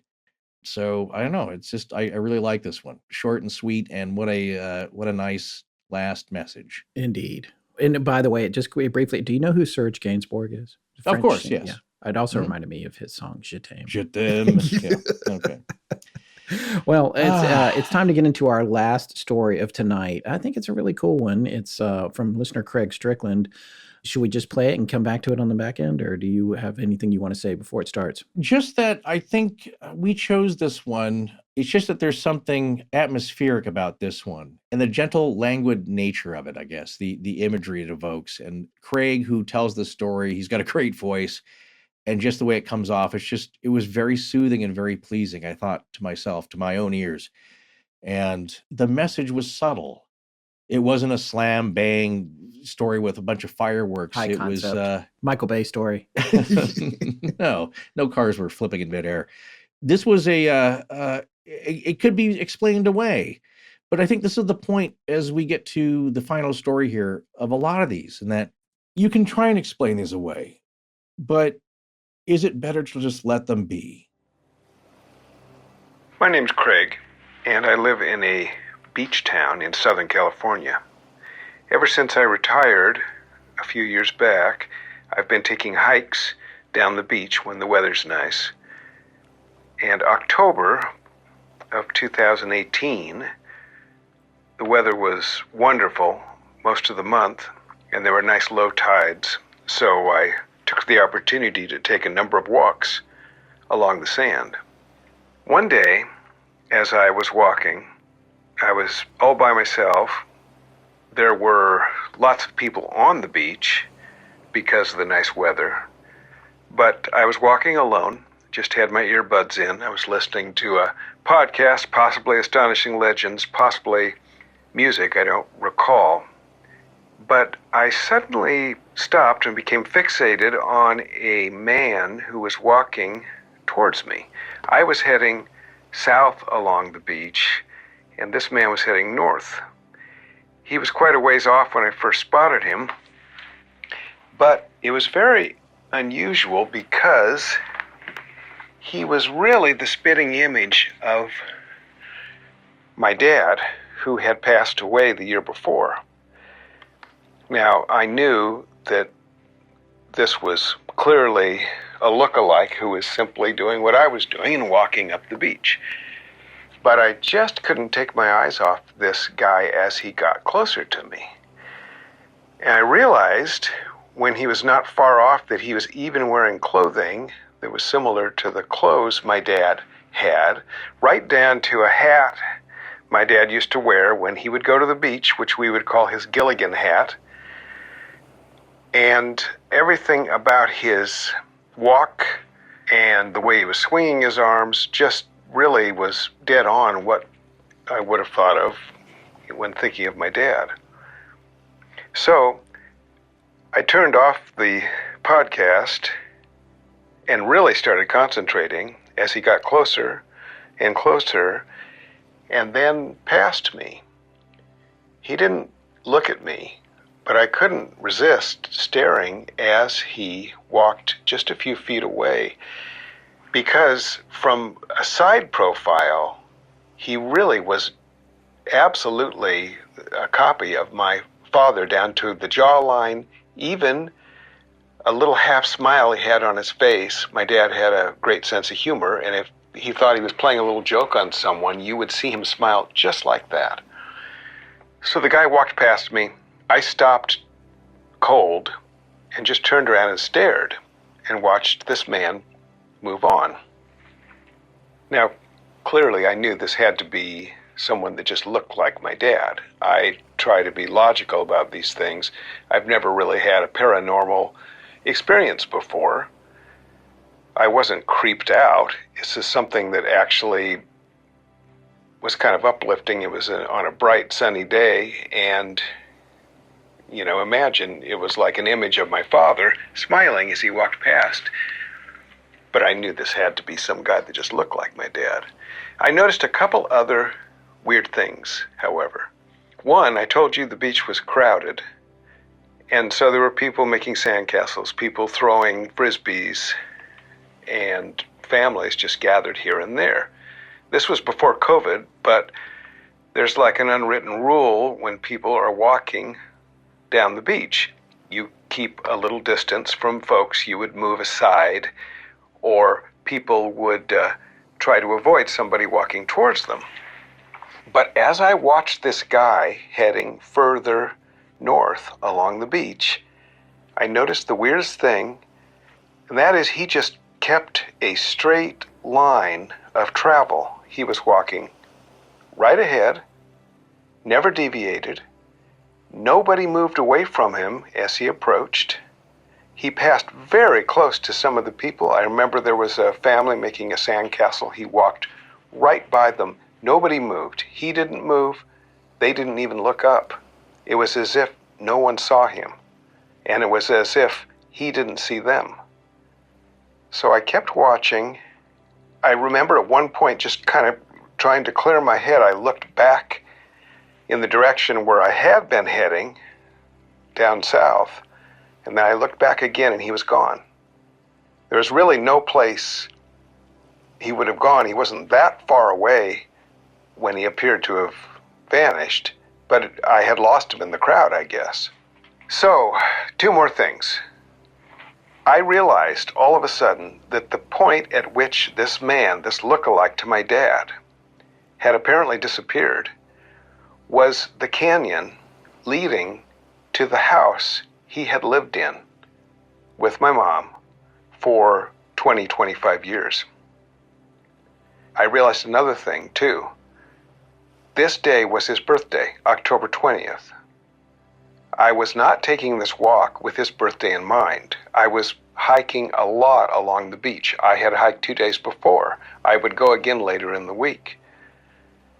But I realized here, his birthday, a year after he had passed away, my dad, who always loved the beach and taught me and my brother to love the beach, or a person that looked a lot like him, had just passed by me on the sand and disappeared at a point where he would have been able to follow a trail to head up to his own old house.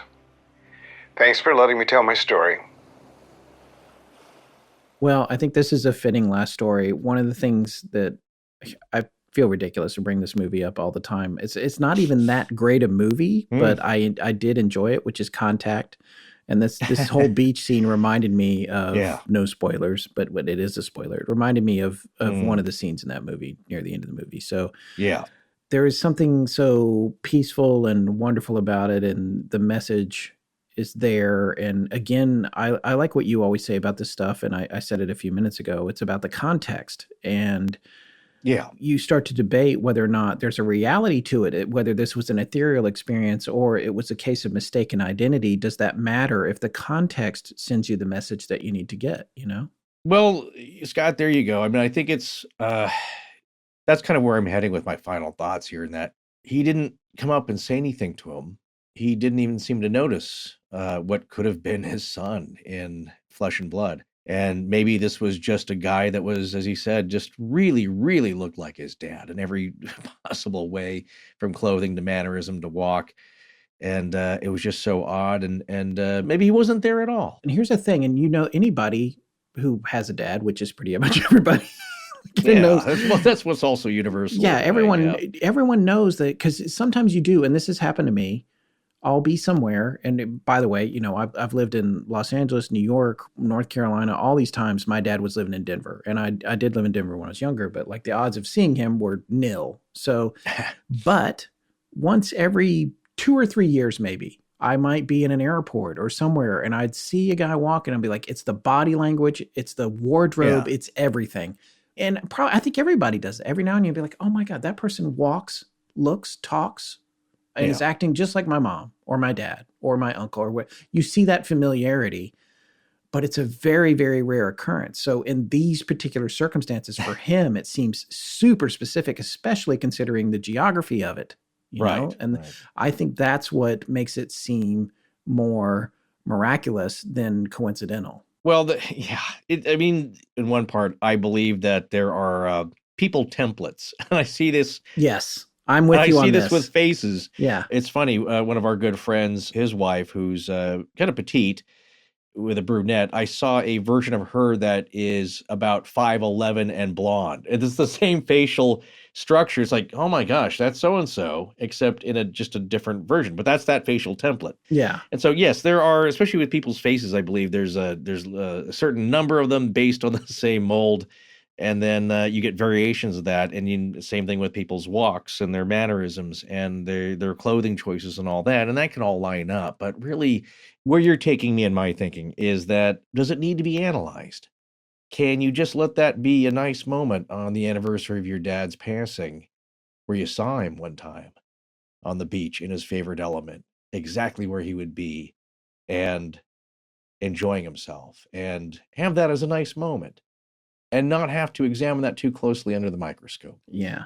Well, folks, so as I said in the beginning, maybe you have begun to notice there's a theme emerging, or a theme did emerge from the types of stories we received. Most of them had to do with a past friend or loved one, or even a beloved pet who reached out from the great beyond to relay a message of love, or to take care of some unfinished business, or simply a plea to not forget them, because wherever they are, they haven't forgotten us. Maybe those are just the types of stories people remembered from their lives when we asked for uncanny or unusual personal stories with an uplifting or inspiring element. But judging by how rare these experiences usually are, what's more likely is that once in a lifetime, or a handful in a lifetime occurrences like these, maybe they're the blessings and reminders that have made the most impact over all else, and the moments that will stay with us for the rest of our lives. And the commonality is that many of us have had instances of rationally unexplainable communications from the other side. They may be rare and fleeting moments, but they're as real as you're willing to accept. And their true value and meaning doesn't depend on your acceptance. So you can look at a lot of these stories and say, they're all just coincidences. Outrageous coincidences, I'd say in many cases, but somehow explainable. Or you could live with the message you find in the experiences. Because what's not up for debate is that life is often very rough. It's filled with sorrow and despair, with tragedy, with divisiveness and suffering, like the beginning of some of these stories. But there's also hope and acceptance and joy. Not always, but enough to keep us going. And you could believe that once we die, that's it. Lights out. We end in the dirt. And that's fine. That's your choice. Or you could believe in the messages and clues that there is a place beyond this one. And everyone we love will be there waiting for us. That our bodies eventually pass. But love never dies.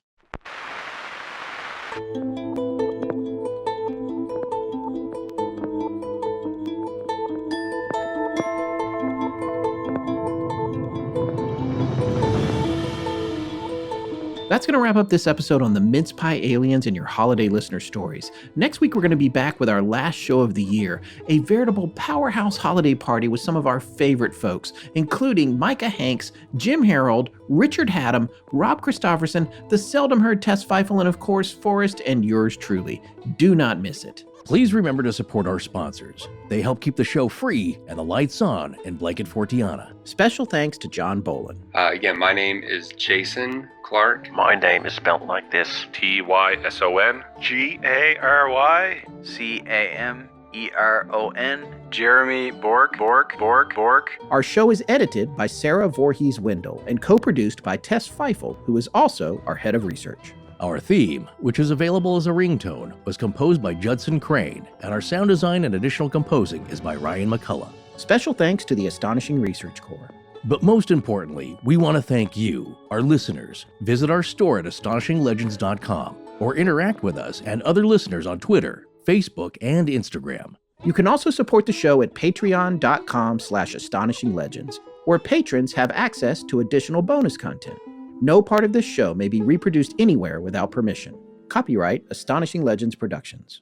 Good night.